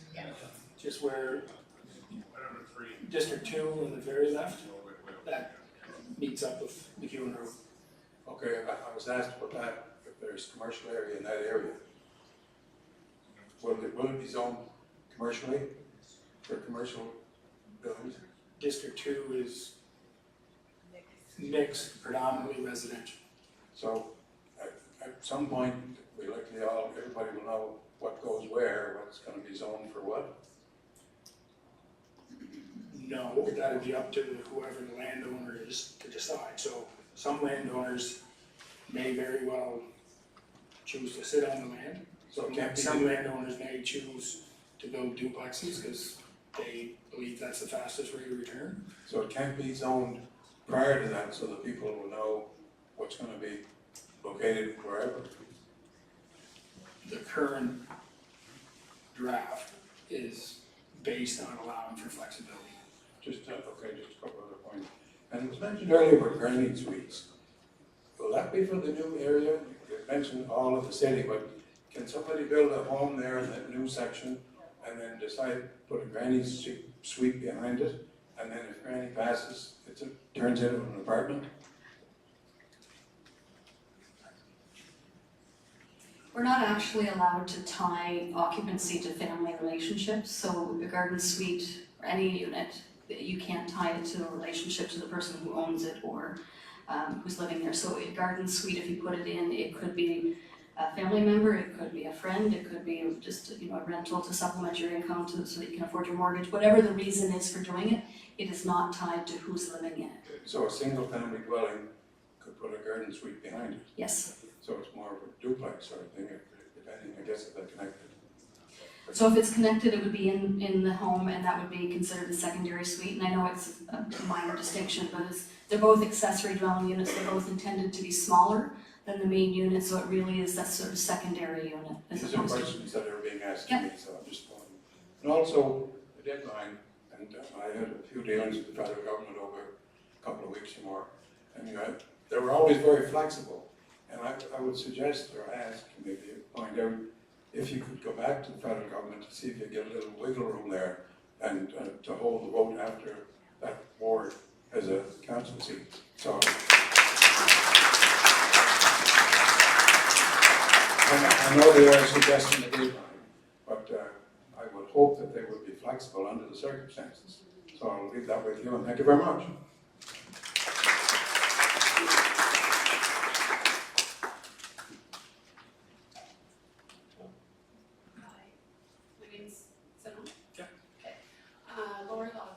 Quinn Cole Street.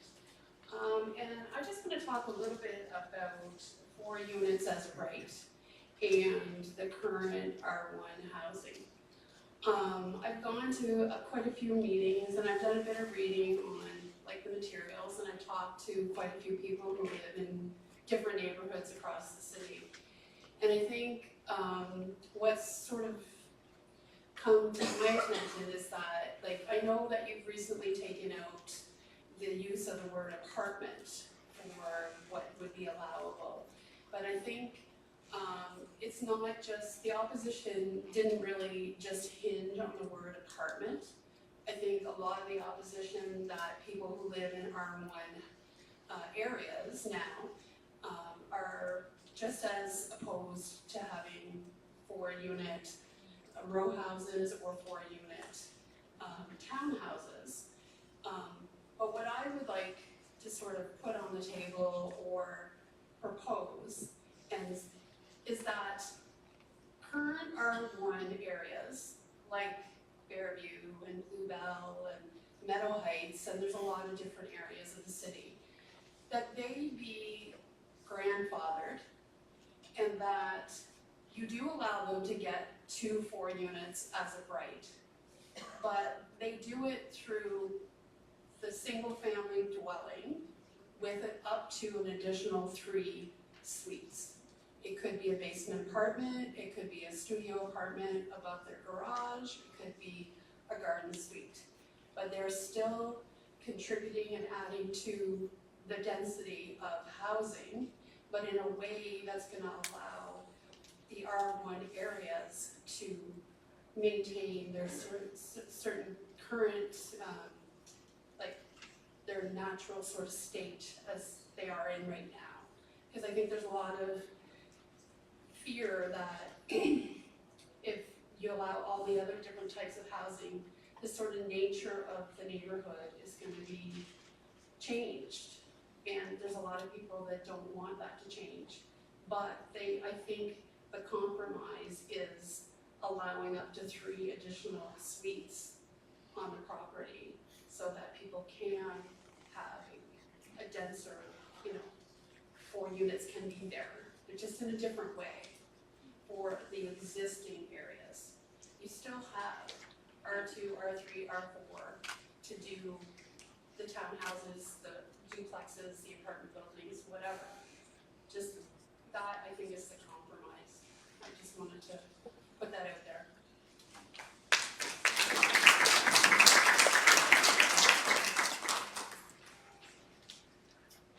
Good evening, Mike Martin, 705 Water Street East, up here with my wife Julie Hall. I came here tonight with one question, but after hearing so many great questions and comments tonight, my brain is all over the place and I have 50 things I want to say, so I'm going to try to connect them together the best I can.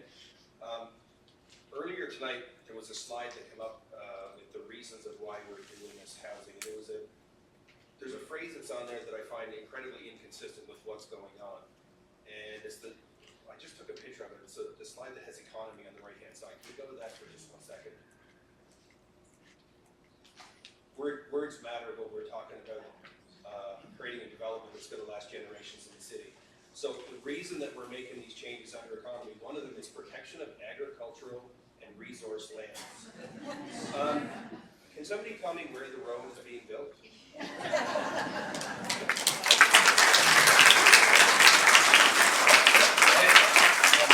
not trying to be smart, but details matter. I can tell you that on the one hand, while we say we're opening up 300 acres of land for development, we're also taking away 300 acres of agricultural land that's been in production for generations. I don't know where is that money being put back into the farmers' pockets that's losing 300 acres? Because I'm sure there's not 300 acres of land for sale that they can just go buy somewhere else. That to me seems to be an oversight in this entire development. Yeah. I'm not a planner, so I'll give you the non-planning answer. But I think the idea behind that statement is we're trying to create a city that has a little bit more gentle density. And by doing that, that helps protect agricultural land on the outskirts of Summerside and outside Summerside, basically. But we're on the outskirts of Summerside.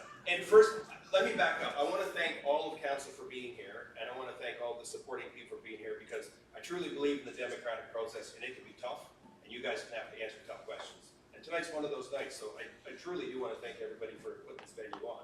But there are tough questions that have to be answered, so we are on the outskirts of town because we were amalgamated just years ago when we weren't even part of Summerside, so the road that's being built is on the outskirts of Summerside. So we never have supported it, and I can't support it. While I know I'm only, one ripple in this whole wave, I know housing is gonna be built, and we do support single-family homes. People do need a place to live, and we're all for that. But 10-story houses is a little too much to be built in an area where we're supposed to be protecting agricultural resources. And I'm trying to make all my points quick because there are other people that want to speak. And I'm trying to come full circle. So the setback for these 10-story buildings is 50 feet. Is that correct? 50 feet is a setback in the CDA zone? I'm pretty sure I'm right. So from the edge of my property to where the backyard, so from where there could be a 10-story building is 50 feet. We talked about the exception to that bottom district one. Nope, so anywhere in zone 1 or 2, or even 3, the building only has to have a backyard of 50 feet, correct? I think the side yard's even smaller. The side yard's only 25. 33. Okay, sorry, yeah. So minimum rear yard, so 50 feet. So somebody earlier said we have one 10-story building on the island, and it's the Grand Pullman Hotel. So 50 feet in this room is like half the width of this room. Can you imagine looking up that entire property line, half the distance of this room up to the Grand Pullman Hotel? That's a lot. That's a lot to expect for somebody. And then my final question, and I'm hoping for the answer because I asked this question at the last council meeting, this is where it kind of all comes back together. I've heard a bunch of times tonight saying that the no changes made, this has been the same plan, it's been along with a few small exceptions. But one really large exception is the introduction of Zone 3. Yes. So that is a big change, and I want to know, the answer to my question was, by what metric did you measure that area of Zone 3 to be rezoned with a maximum story height of 3.5 stories versus the rest of us down here that have to have 10 stories? Because I want to be measured by the same metric as the people that live in Zone 3.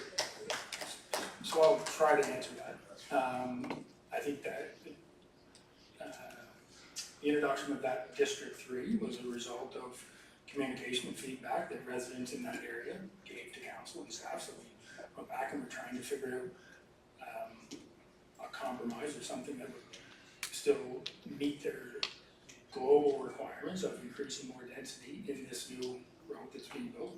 And then, so again, after the last council meeting, you would raise the point that you just did. So your home is just to the left of that bottom one. So we went back and said, okay, what the point you made was what's good for the goose is good for the gander, basically. Yeah. So we said, okay, there's one residential property there. Although there are others across the street, that's why we used the 100-meter radius.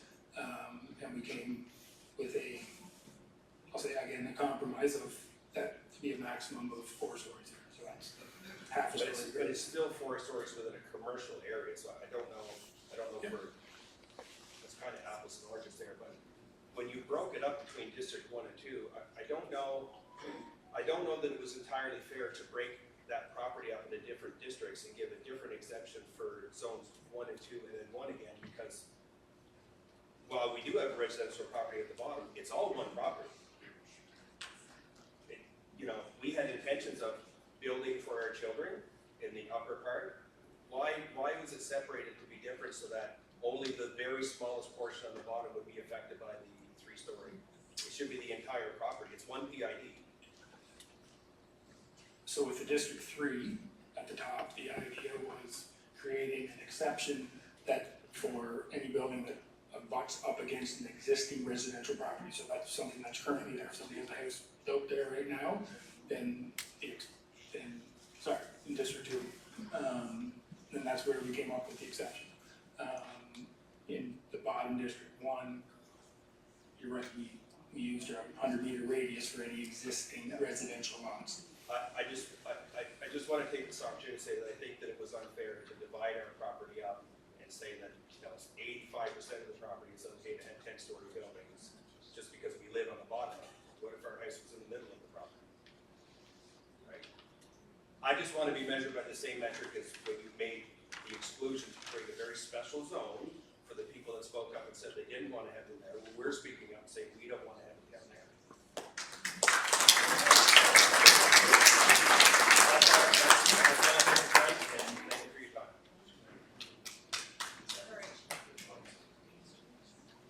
Hi, I'm Margaret Thompson, and I never do this, but anyways, I'm up here speaking.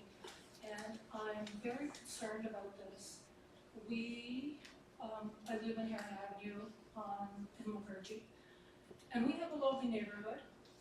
A number of us own our own homes. We've invested a lot of money into our properties. We pay taxes, and we hope that our value will stay where it is or appreciate. With the change in the zoning, where there is literally no zoning, you talk about putting fear into every landowner, that their lifelong investment, the value is gonna go down, the taxes will probably stay the same or go up. But yet what you've spent your life earnings on, so you can live in it, is not gonna be there, and there's no guarantee that it will be there. That's one issue. I understand zoning, and I understand we have to progress. We have to plan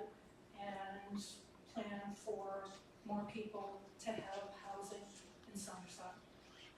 There's an obvious need. We have people across the street that somebody in Toronto bought the house, there's 10 people living there, there's 8 cars all over the yard, the place is trashed. Poor Bert would be rolling over in his grave right now if he knew that was his house. And so that's the reality, but the reality is also, they can't afford anywhere else to live. This plan does not address the big issue. The big issue right now is affordability. I'm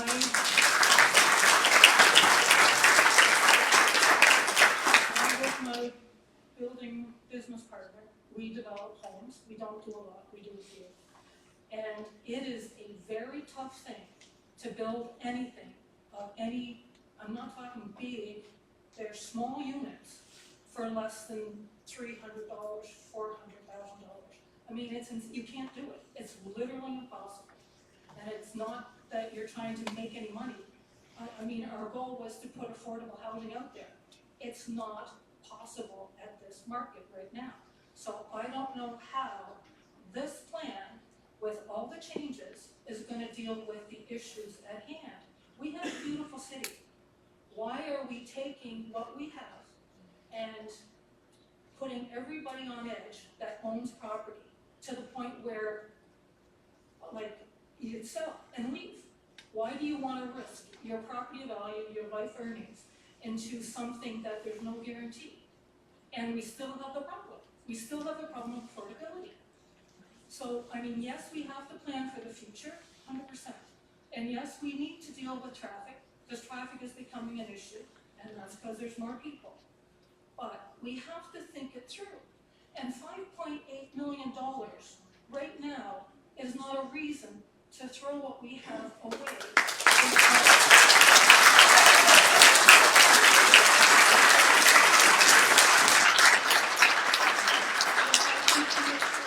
We have a lot of smart people in Summerside. We've done some awesome things here.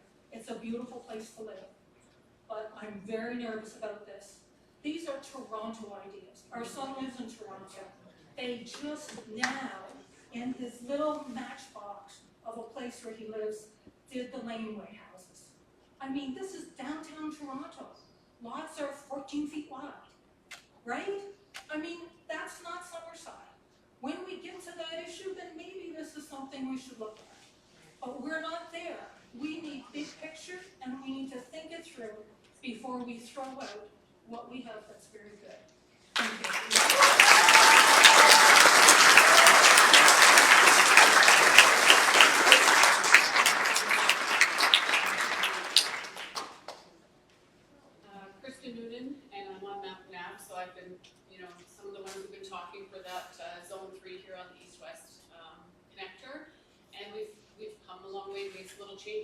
from 10 stories to 10 stories with a setback, to 4 stories, to now 3.5. But I don't think we're there yet. As Nick said, you know, when we purchased that property, we knew behind us was R1. We're okay with a single family home going in there with a backyard and trees. But that is a lot different than a 6 or 8 unit building apartment. It does change things. And as you can see on the east-west connector, there's a lot of room for growth and development in there. And kind of speaking to what he was saying earlier too, why can't, along that east-west connector or corridor, where it's currently touching existing homes, why can't that stay as its current zoning? So I guess my question to you is, if up in that little tree or down in that one where we've all purchased, we've, you know, made our forever home, is that really gonna hurt the city of Summerside to leave those lots as they are?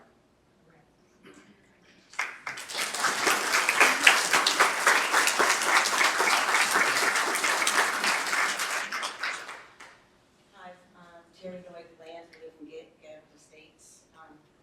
She had touched a bit about somebody buying a house and changing it into an apartment. There was one street in our subdivision that there was 2 houses sold across the street from each other. My relative lived there also, and she had to move because she was scared. There was cars parked all over the place. The grass wasn't cut. There was garbage all over the place. Same as next door, beside it. Who's responsible for cleaning up these properties that they're gonna rent out? That's what I'd like to know. And if they're gonna buy a house, and if they live in it, it's fine if they have an apartment, because you know they're gonna look after their property. And this is not acceptable to say that if a house next door to me sold, that they can make it into an apartment and put people in there, but nobody's gonna look after the property. So what does that do to ours? So basically, I heard that there was a mobile park in St. Elmer's, which is Summerside, that they gave notice that they had to move out. They were closing the park and they had to move out within a year. So where are those people gonna go? That park's been there for 50 years. Those people have paid they don't owe money. So where are they gonna move to? These apartments that you're building, that's gonna be high rent? There's no affordable thing for anybody. You're talking about young families wanting to move into duplexes. Well, they're $400,000. They're not cheap. So I think, as she said, we need some affordable housing, and we should not be mixing apartments in with our beautiful subdivisions. And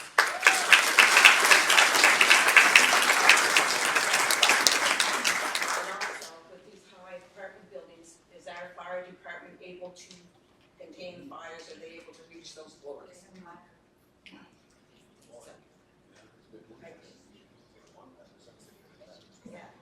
So, I mean, you're looking into all that stuff too, with the apartment buildings too. And these ones that are building the duplexes and apartments, are they gonna turn around and sell them as condos and stuff? And people are gonna have to move out again. So, it's just a circle that just keeps on going, so.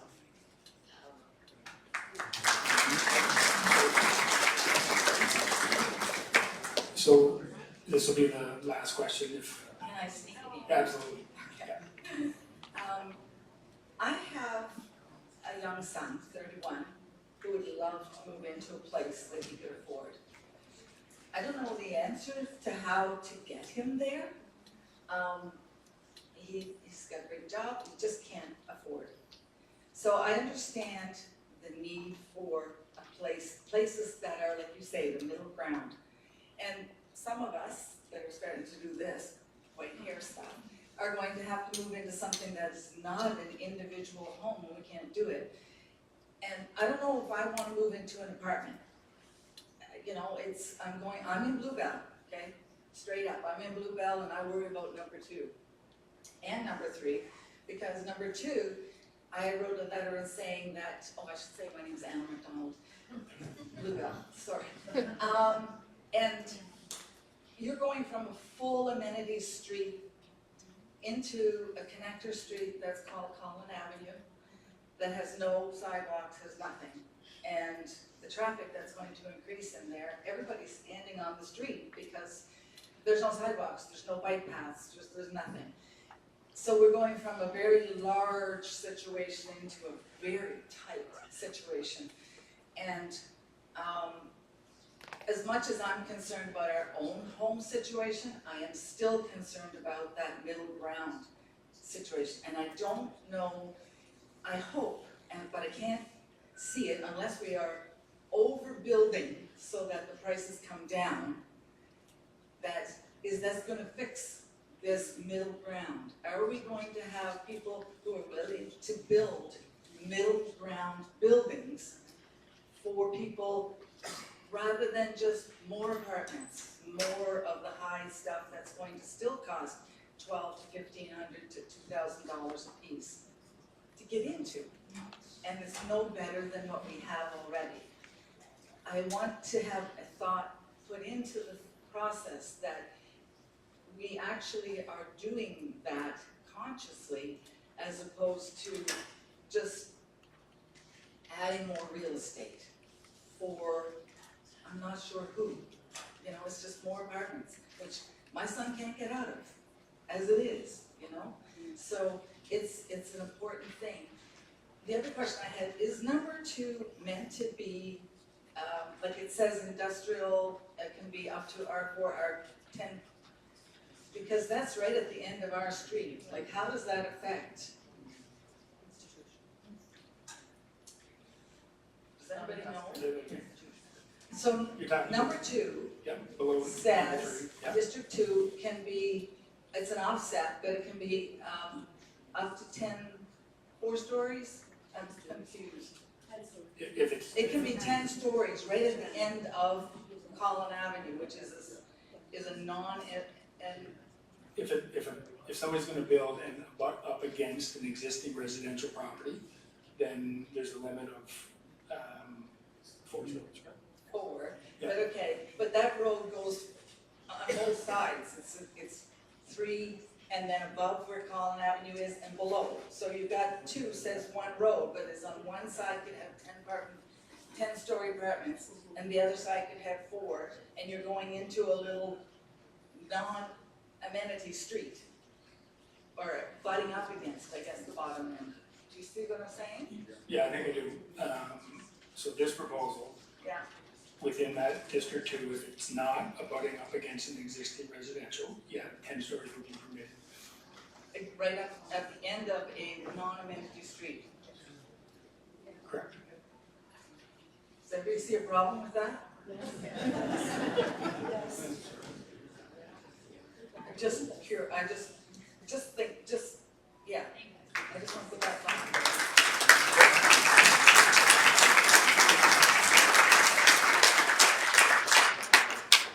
Why is Walker not connected to the main road and Collin is? Just a question.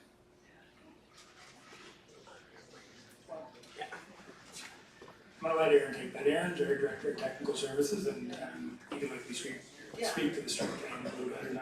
I'd just like to know. They made reference tonight that the plan for the east-west was in 08. It was probably done back prior to that. A separate traffic consultant was brought in to, was it needed, and if it was needed, where? And they basically looked and said, okay, we have a road in the north of the city, Route 2, we have Water Street at the bottom. We don't have a lot that go completely east-west, which is why I was calling the east-west connector or housing corridor. They then picked the route where they go and be as from the end of Ryan Street, get into Water Street and try to go through non-developed property. So my understanding, I'll have to go back and look, it's probably 03, probably when they done that, is that they tried to make connections where there wasn't existing streets, and in 03, Collin Avenue did not at that time connect up as far as there. That last section was probably done 3 or 4 years ago, and Collin, I guess, was another piece done in 97. It was done in pieces in Collin Avenue. So they made a connection where there was not an existing built subdivision or street, so that's why they didn't make a connection at Walker. And also, my understanding is that they did not connect Maple Avenue either. Maple Avenue just on the other side does not connect on, because they didn't want the traffic coming off of there and coming out at McEwen Road, because where the existing Maple Grove winds up with McEwen Road is less than ideal. It's not at 90 degrees, so they chose to have it not connect at those. And they wanted to have a connection for Walker and Colin, because it's hard to see on there, but there's a long way there. The only other way out is back, when you go back as far as McEwen, so they wanted to provide a second access for that entire subdivision, so they chose it to be Colin Avenue. See, to me, if Walker Avenue connects to McEwen, why, and it's a direct connection, why they would introduce, or why they would connect Collin Avenue, which then has to go through Mountain and Lynn and Walker. I guess they did not want it to be as a direct cut through that people would say, okay, I'll cut through Walker and I can go straight to that street. I'm not gonna say it, to cut through Collin, Lynn, back out onto Walker versus stay on this new east-west road. That's what I understand the logic was, to avoid having a straight route on Walker. You get on the end of Walker and you continue on to Walker till it hits McEwen. So to alleviate the chances for having cut through traffic if they choose to go, but they wanted to provide a second access to that entire subdivision. So they basically figured out if they make more trouble to travel 3 little roads as opposed to 1 main road, they were less likely to do that. That's my understanding, is that to make it less convenient, less quick, you're less apt to take what's perceived to be the shortcut. Except that the hospital is practically at the end of that whole situation. If somebody wants to get to the hospital, they could easily go on inside roads. That one of them that doesn't even have curves, and the whole other ones have no sidewalks. If I was coming from a section of the two, the quickest way to get to the hospital would be to stay on the east-west. The end road at McEwen will be a signalized intersection with a right turn lane, so the quickest way to get to the hospital or I'll say the box stores would be to stay on this main new road. It's wider like McEwen Road. That's the width of what it would look like, it's not a super highway or anything, it's McEwen Road width. So the quickest and easiest way would be to stay on this way and not cut through those side streets to get to the box stores or the hospital or whatever else up there. We hope anyway. Yeah.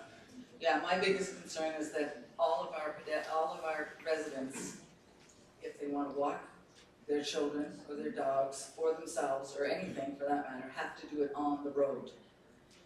And we're connecting a main road to a tiny little road.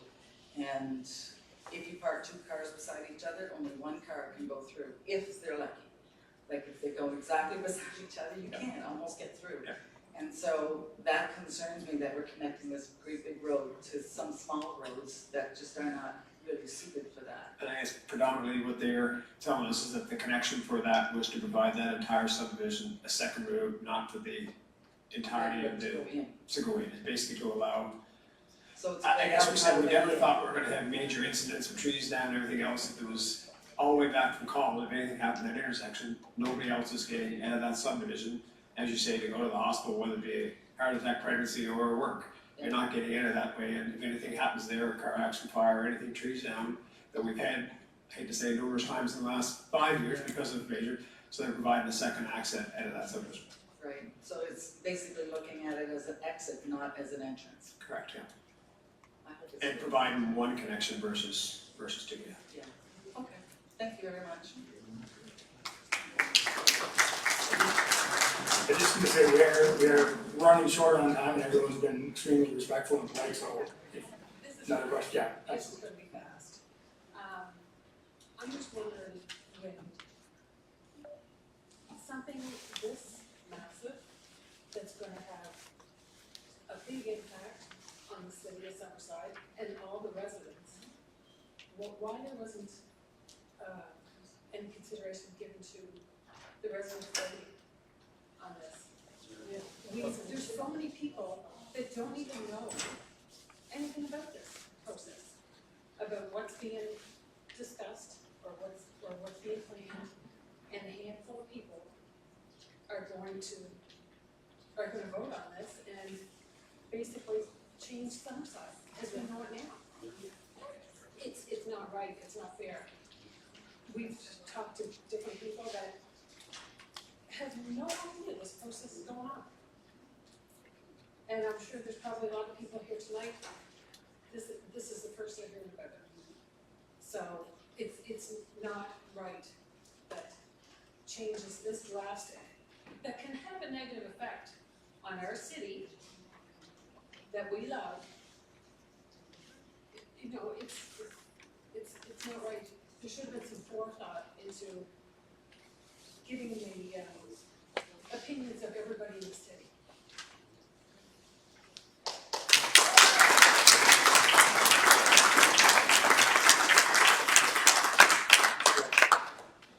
And then I also have some questions from people that have been messaging in. Is there any plans for a new road in the Summerside from the east? I mean, Water Street right now can't handle the traffic. With all that stuff's gonna happen, Underwood, there's the driveway. I live at 725 Water Street, 50 areas where it's at. Is there any plans, like, Water Street can't handle it? They have little backups every day there, and you're stuck, no way in. Only one way into Summerside from the east. So I think that's a major part of the reason why the east-west connector. That's not gonna help us any. Not even close. Especially if you got 10 cars in one house. Just a thought, there's gotta be some way from the highway to lead up somewhere. Right. So as part of the east-west housing, east-west corridor plan, again, going back to 2003, phase 1 is to come out at the bottom, where it is. Phase 2, which will happen at some point, I can't tell you when, because building roads is very expensive, will extend through Woodridge Park along the top, and then come back out at Reach Corner or somewhere. Yeah, so that's still the longer term plan for sure. Why would they build that first before they start building that?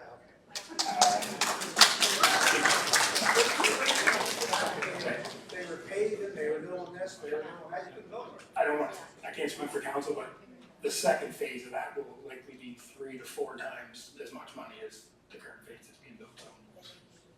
I'll never see it.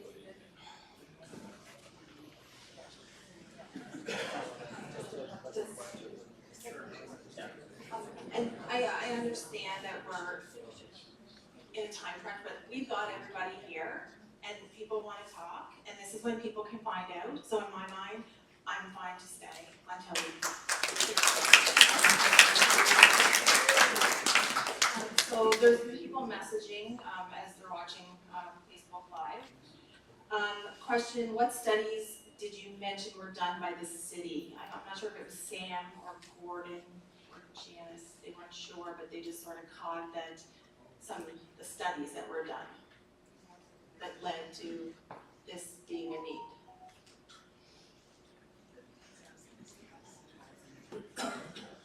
Which need the housing, Yes, this whole application process.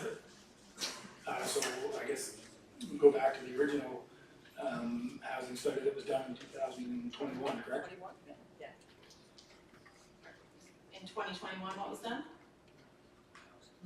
Housing, what was it called? What was done in 2021? Housing needs assessment, Okay, and the result was? that the community needed more housing. Okay. And who did that assessment?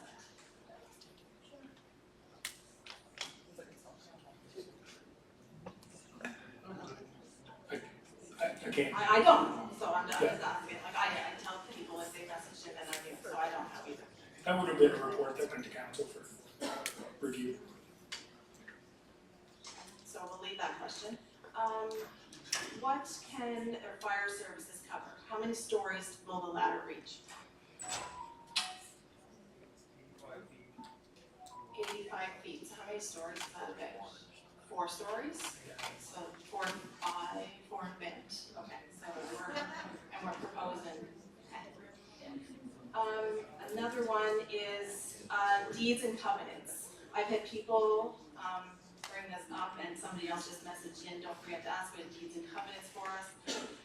In their deeds, their property deeds, it is saying, it's not saying R1, it's saying this property will remain single-family dwelling forever. So what does their deed mean? What's The bylaws trump covenants on the deed. So Because in the Burgess subdivision, the deed states that only single-family homes are allowed to be built on the lots. So my question is, or this question was that somebody put forward, is do the bylaws trump or take precedence over what the deed states as a covenant? Can anybody answer that? I can give you a general answer to the best of my knowledge, but this is certainly not a legal opinion. IRAC has had some discussion around that. I think there was one court case in PEI 15 or 20 years ago that had some discussion around that. Deeds and covenants that you're speaking of are usually enforced between property owners. So depending on the circumstances, a deed or a covenant may take precedent over a zoning rule by the municipality. In other circumstances, the zoning rule may trump that. Individual property owners, the best I could say was that they would have to get their own legal opinion on it. I know that's not a perfect answer, but that's all I have for you tonight. Okay, and the last one that was sent in, and they sent a link to the article in CBC that they're referring to from November 6th, 7th, 2023, regarding Canada Premiers United and their criticism of federal housing policy. So if the provinces, so this example PEI, are not buying into the federal housing policy, half that we're talking about here tonight, and they noted this at the last Premiers Gathering in 2023, why should cities be accepting this as we need the provincial services like healthcare, education, etc.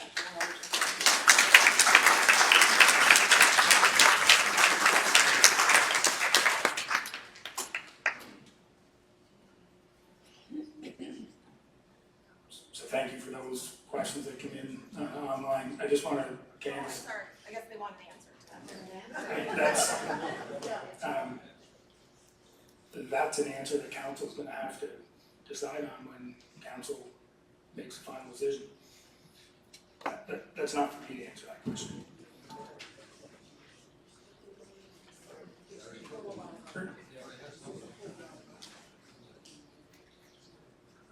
No, Polly, the Vergy subdivision. Just heard all this, there's more against some of the things than there is for.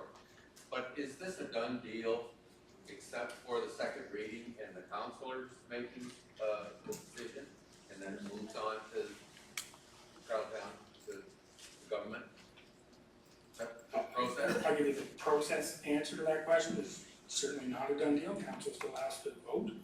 So can we ask the councilors, they're here, are you gonna vote?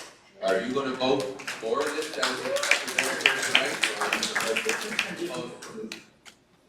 Councilors will be able to speak for themselves and be able to say whatever they want. Well, they're gonna do a sum up, so I'd like to have some indication when they speak. In defense of the role of a councilor, it's an extremely challenging role. On the one hand, they're legislators. On the other hand, they're regulators of the same legislation that they create. And on the other hand, they have to vote on new legislation coming forward. The Municipal Government Act, which is a provincial act that governs how municipalities work, certainly speaks to the fact that councillors are supposed to keep an open mind, supposed to listen to all points of view, listen to all evidence, and then make a final decision. And councillors are cautioned, I'll say continuously, because it's an extremely tough role, but they're cautioned often by people in the CAO role or other provincial legislators that they're supposed to remain open-minded and not indicate, I'm going to vote this on this way and there's no way you can change my mind. And actually, a councillor, when they look inward, if they have determined that they have made a final decision before a vote actually happens, that's supposed to constitute a conflict. But so they're supposed to keep an open mind until the actual vote, so I just share that, I caution councilors. I understand we're meeting between a rock, but we called the meeting, Yeah. the people are here, they're voicing their opinions, I've been flipping and flopping my own opinion. Yeah.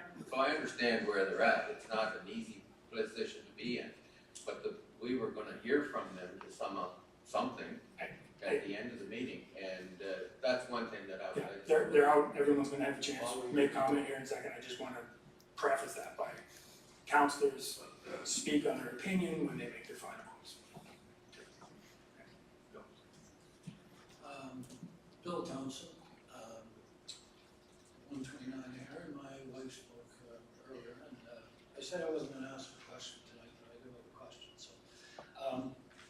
And it's related to this Housing Accelerator Fund.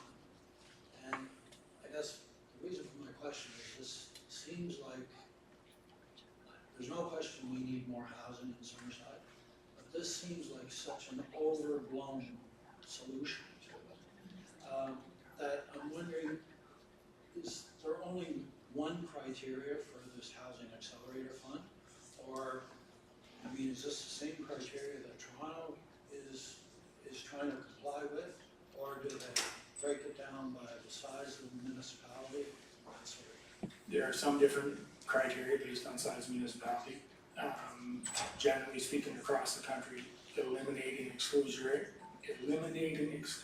zoning is one of the kind of foundational principles of this program.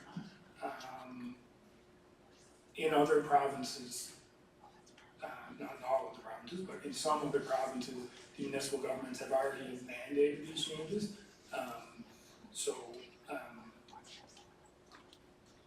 I guess that's an option from a provincial legislation point of view.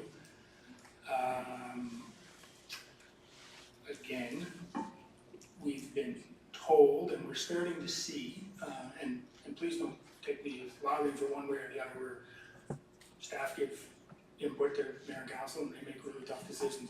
But we've certainly been advised by government officials that not just this funding program, but that all future funding programs are going to have this elimination of exclusionary zoning as a kind of a foundation principle. We're starting to see that in applications that we're filling out now for other programs, water and sewer infrastructure programs.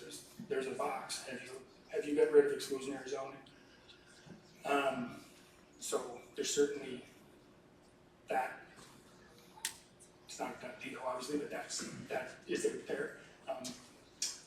Yeah. So, when you say exclusionary zoning, does that mean that it becomes a free-for-all? Yeah. You can build anything, because there is some zoning still in effect, right? No, it doesn't mean it becomes a free-for-all. So in the current R1 and again, the proposed draft changes, within that current R1 and R2 zone, there are still limits. There's height limits, there's setback limits, there's limits on how many units on a property. The draft provisions currently are 4 units as of right.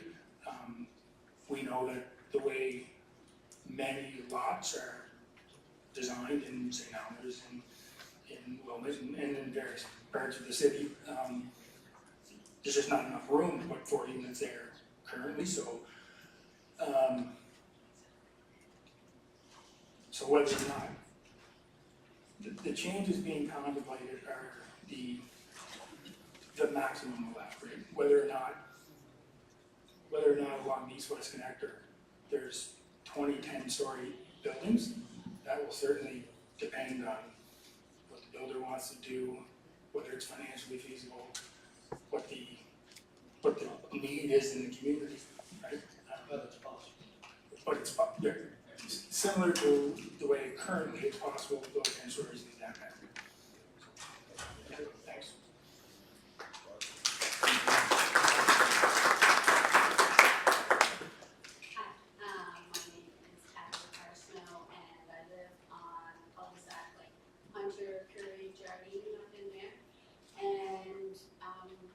So that, the bylaws and stuff, they don't really affect me in some ways, but in other ways,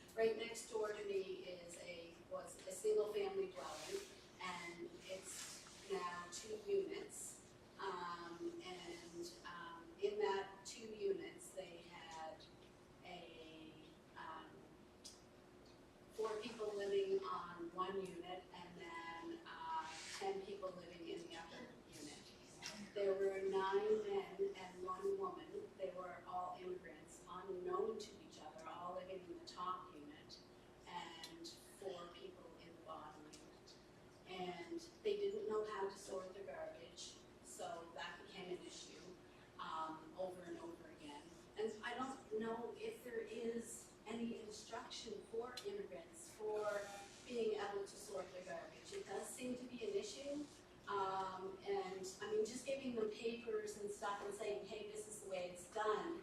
And it's not just even, I have friends that moved from Ontario, have a hard time with it for the first year or so. So I'm not really sure. But the other thing too is the 10 people living in the upstairs unit, they're all gone now because they did end up getting evicted or whatever, but not the people on the main level, but the 10 upstairs. But one of the things too is rodents. We're seeing more rodents in the city. And is this because of the garbage? Is it because of the homeless?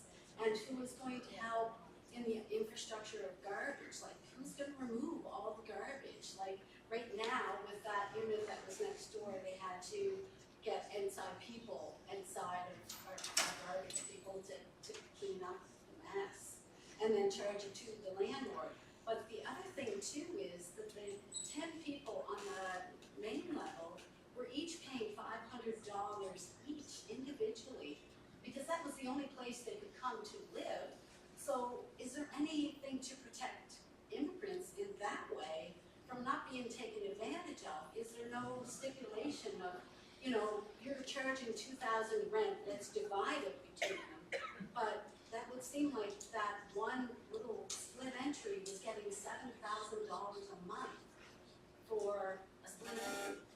So I'm not sure. I don't even know what my question is. It just seems like there's a lot of issues for just one little neighborhood. So that's kind of my thing. If you have any answers.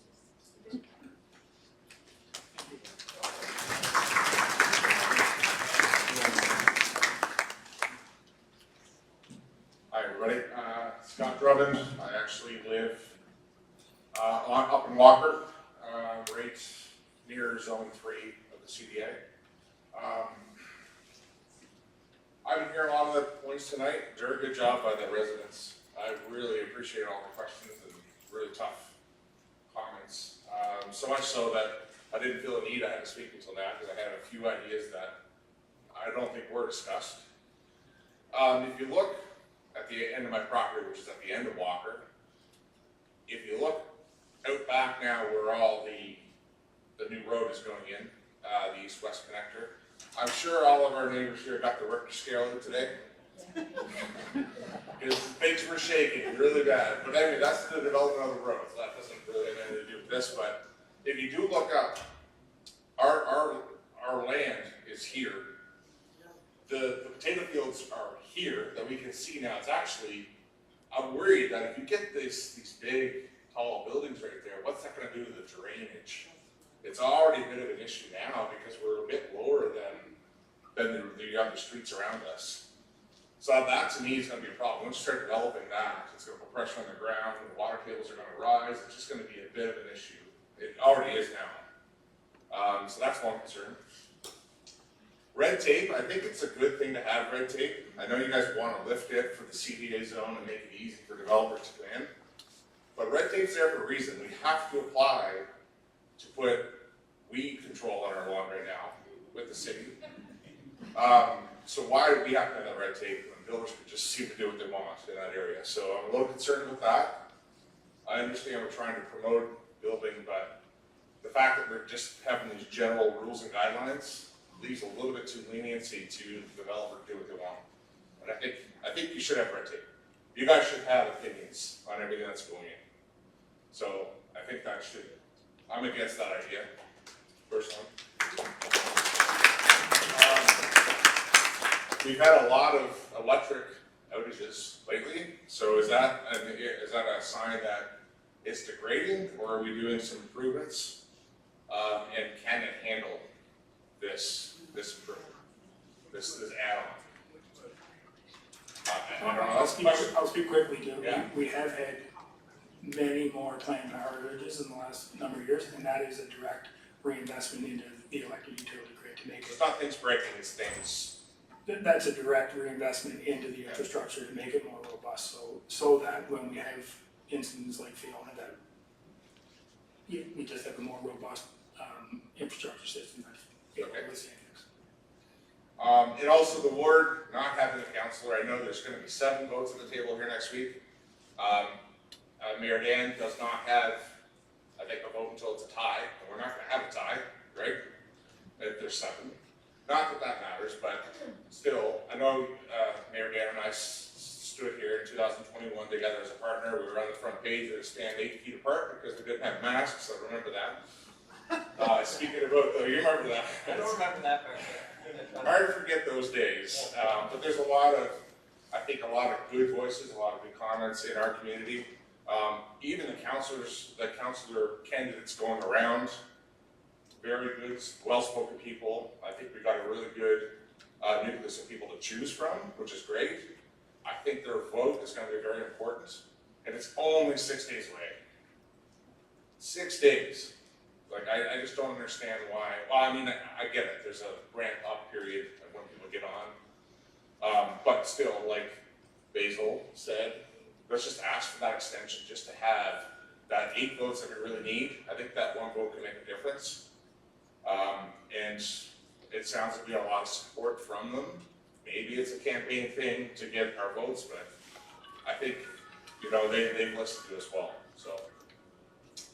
And I've been hearing, I don't know if this is a thing or not, but conflict of interest. Is there people that are voting that may have building connections that would benefit from this? I just a direct question, is that a concern? No, there's no member of council that I'm aware of that has a conflict of interest. Okay. It's not what I heard, but anyway. I don't have any details, so I can't dive into that, but that's basically it. So thank you for hearing my points.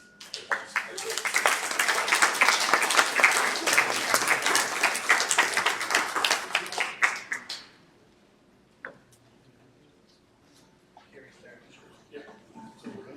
You want to use that mic or? Check. Hey, we're on. Good evening, everyone, and thank you, everyone, for coming in. It was great that we got council to have this open public meeting because we really heard a lot of things here this evening. But I think really the main reason we're here is because the 4 units isn't right. I think that affects most people in the subdivisions. I know that I represent a couple of subdivisions from the amalgamated area. We were built back in the 70s, 60s, 70s, 80s, and these subdivisions are they all have the same what do you call it, front yard setback, and so. You know, to have a 4 unit as of right, I'll pick my street. I have a 45 to 50 foot frontage, and everybody in the street has the same thing. So a 4 unit as of right, or a row house, whatever, is set in the lot next to me. I have 50 feet, so the new unit that's going to go in next door, if that house burnt down or whatever, is only going to have to be 19.7, is it, from the street? So it just doesn't fit. And if we say where appropriate, I'm not sure what the definition is of where appropriate, and I don't know who's going to manage where appropriate is. But I just want to say that I don't think anybody has to guess where I stand on this issue right now. I've been around a bit, and I've always wanted to try and come to a compromise. I really like what Lori was saying, Lori Lockman. You know, yes, we need the housing, but I was in FCM meetings here last week. I was sitting around the table. It was 13 of us. We're all from different parts of Canada, and I asked the question of the municipalities, did you take advantage of the Housing Accelerator Fund? And some of them didn't because there was too much red tape and they didn't like the issue of the 4 units as of right. Others that were taking advantage of it have, they said they're getting along fine. I said, well, what about the 4 units as of right? No, we have, their word to me. Now I take it for, if it's a lie to me, it's a lie to me, because it's a lie to you. But what I asked them, how you get along with the 4 units as of right? And they said, we negotiated that out before we signed the agreement. They did that by allowing higher density in other areas, like apparently that's what I'm understanding. And I know that other municipalities have done that, is my understanding. But I don't want to take a lot of time here, but I had to stop on the way in at my mother-in-law's. She's 96. She wanted to come with me, but she's really fired up with this stuff. And her advice to us was smarten the hell up. So I really want to thank everybody for coming here tonight. I had got all the emails. I know I didn't get back to everybody because there was an awful lot of emails came in, and I know that Gary answers them all. So, so you know, we read them all, and there's a lot of good points in every one of them, and I'm glad that everybody came out tonight to share their thoughts. I had one other thing. But I really think that Ward 5 should be represented on this vote.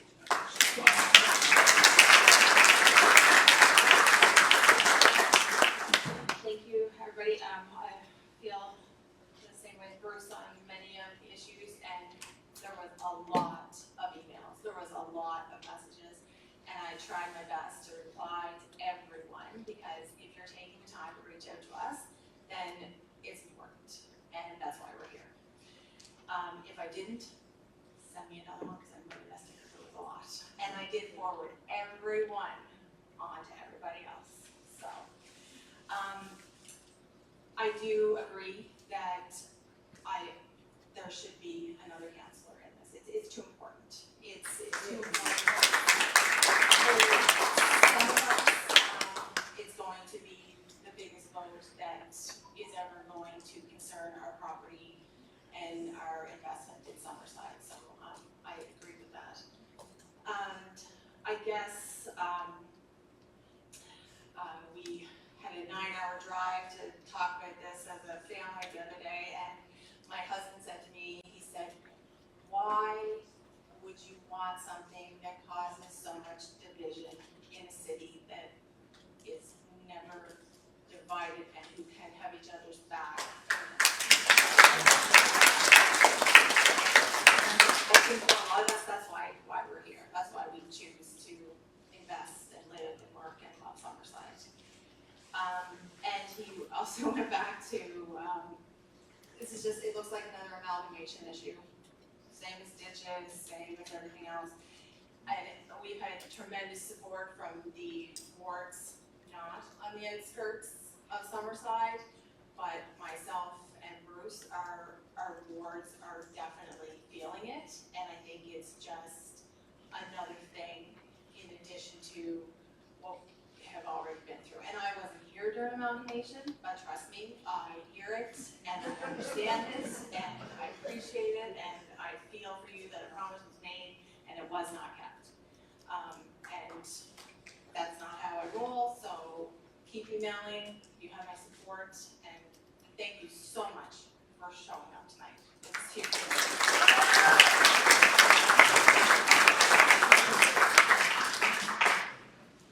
I don't really have any stories that I'm going to tell tonight. I'll be short, it's time to go home, but I want to thank everybody for coming. It's great to see everybody. It's quite obvious where most of you stand, heard it loud and clear, and take it all into consideration. So thanks for your time, and thanks for your comments, and I really appreciate your help make a decision.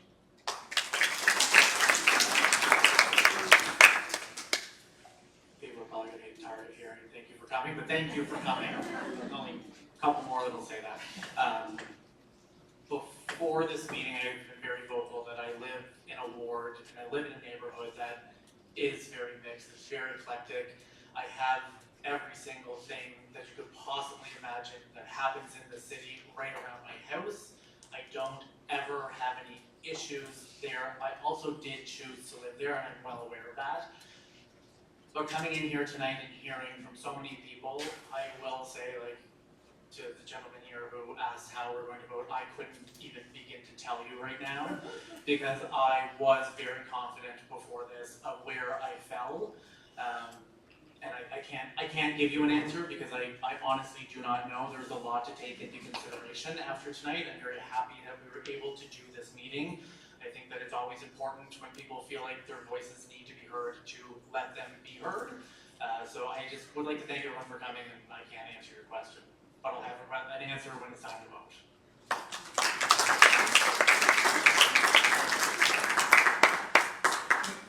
It sure is great to stand after so long. That's a senior talking. Anyway, I guess to echo the same comments as my fellow councillors, thank you each and every one of you for coming, because everybody is busy, and it's very important to see how important this is to all of you. And I'm really glad that there was an opportunity to hear that feedback from all of you, because that's valuable, and we wouldn't have known that had we not heard from you personally. I'm not going to say anything that would put me into a conflict of interest, but I am going to speak from my heart as a resident, an Islander, and a hometown girl from this community. The things that I've heard from many people are, as we've kind of been going through this process, is many things to think about.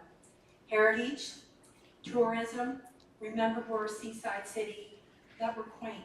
We may not be really big, but we've got a lot of things, and one of the most important things, if we live close enough, we can be home within 5 to 7 minutes for lunch. You don't get that in a big city. Another thing that people said is to weigh things out very carefully, because sometimes the obvious things that we think we need are sometimes the things that we really need to reflect on and see what we already have. People have commented on our boardwalk, that it is the jewel to our community and the residents. People have commented on our sea view, our seaside view, our seaside city, and those are things that they really want us to be good stewards of. Why are we as a community, so this is a question that I was asked and I read in one of the emails, why are we as a community selling our soul for the mighty dollar? Another thing a comment that was made to me was that you can't buy happiness, and I was writing this so fast, but you certainly can't build peace of mind to those residents choosing Summerside as their home, as visitors and as tourists. Because when people come here, one of the things that they see is the smallness, the quaintness, the uniqueness, and they see that seaside city, and no, we're not big, and they like that, because when they come to unwind, that's what they want to do. Sometimes we think that bigger is always better. Faster lifestyle is not always what visitors and tourists are coming to our small seaside city for. And I will just close with this.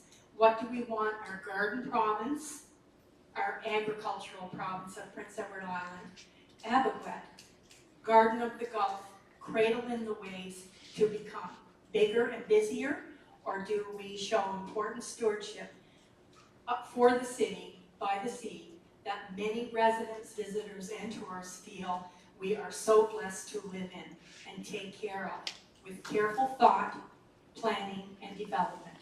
And so for me, all of your comments tonight really had an awful lot to speak to me personally, and I think that's where we're all at. We have to be very careful that we don't weigh out how we're feeling, or we don't get ourselves into a conflict of interest by saying. But I think all of your comments and your heartfelt points tonight really helped us as people, everyday people that live here ourselves. And so I just wanted to close with that and thank everybody. And on the question about Ward 5, I also agree with my fellow councillors that have already commented. I feel that's a big part of the city. They're taxpayers, the residents are taxpayers, and I feel that we hopefully would have enough time to see that take place, and it could also be a vote of council for us to debate. So I'll leave that.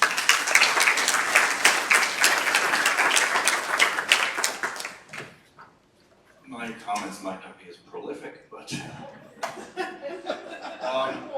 I know I just wanted to thank everybody for coming, obviously, and I know we've been here a while, we're getting tired, and if I could just share a very brief personal, not a story, but like a shorter story. We're all tired, this is the point. My wife gave her 7-month-old chili. For the first time last night. So I'm tired today.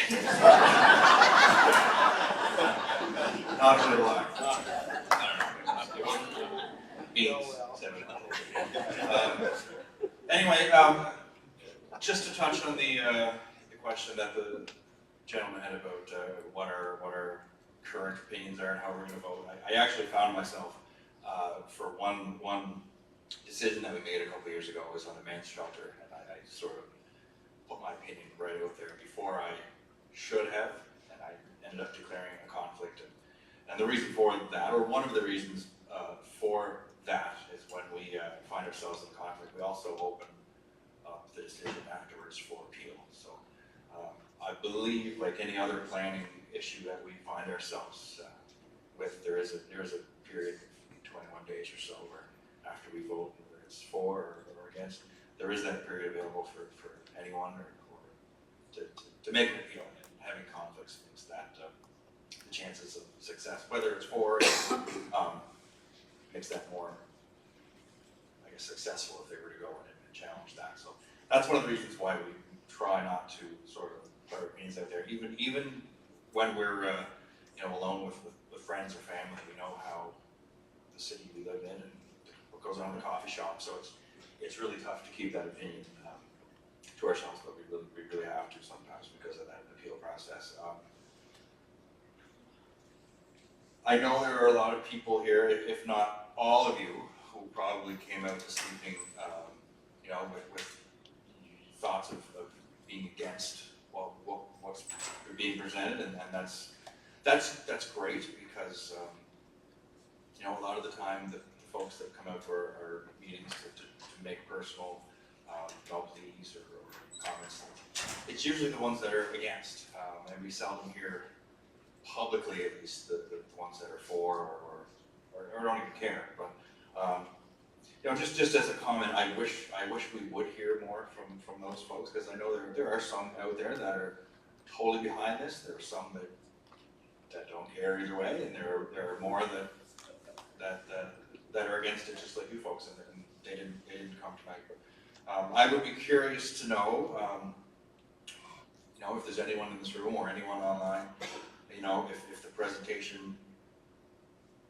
if you had your mind made up and then you were swayed one way or the other after hearing, whether you were for before and now you're against, or whether you were against for and now you're for. I'd be curious to hear, calls or emails. Just let us know what tonight sort of, if it met your expectations, if the presentation helped you at all, whether that was, whether it made you make up your mind one way or the other. Because we really are, I've had many times where I thought my mind was made up and it came right down to the night of the vote. So we really do rely on your input, and I'm so happy that so many people got up with that microphone tonight and provided that. So thank you very much. That was exactly what we need. And we'll continue for or against. We just need your input, and I'm so glad that so many of you got up today to give it to us, and that helps us a lot. So I will end with that. I didn't think I'd go on for so long, but don't give your babies chili. Thank you, Councillor. And we should have done this months ago.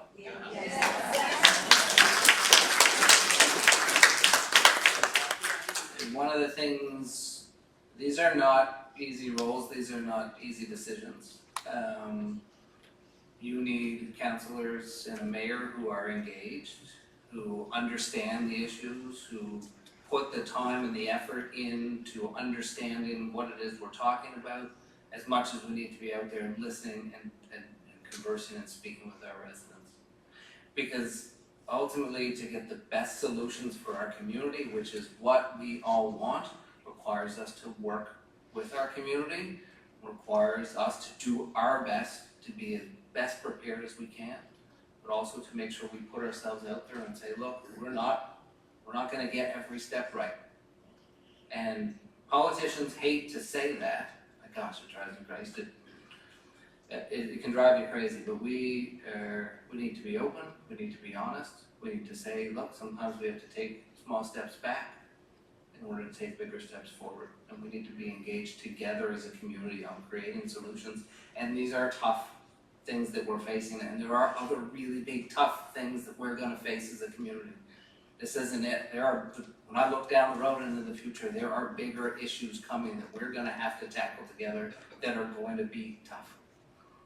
And we need to do it together. So we need to make sure we take the time to do it right and to get it right, because ultimately we are here to do the right thing, which is to make and to keep Summerside as the best darn place to live, work, raise a family, and do everything else we all do in our community. So thank you all for taking the time tonight. Thank you all council for taking the time, all staff to put in the work. I would really encourage all of you to sort of echo Councillor Duran's comments, to stay engaged, continue to provide feedback, let us know what's going on in our community, what your thoughts are, and let's bridge those divides and make sure we move forward together. So thanks, have a good night everyone.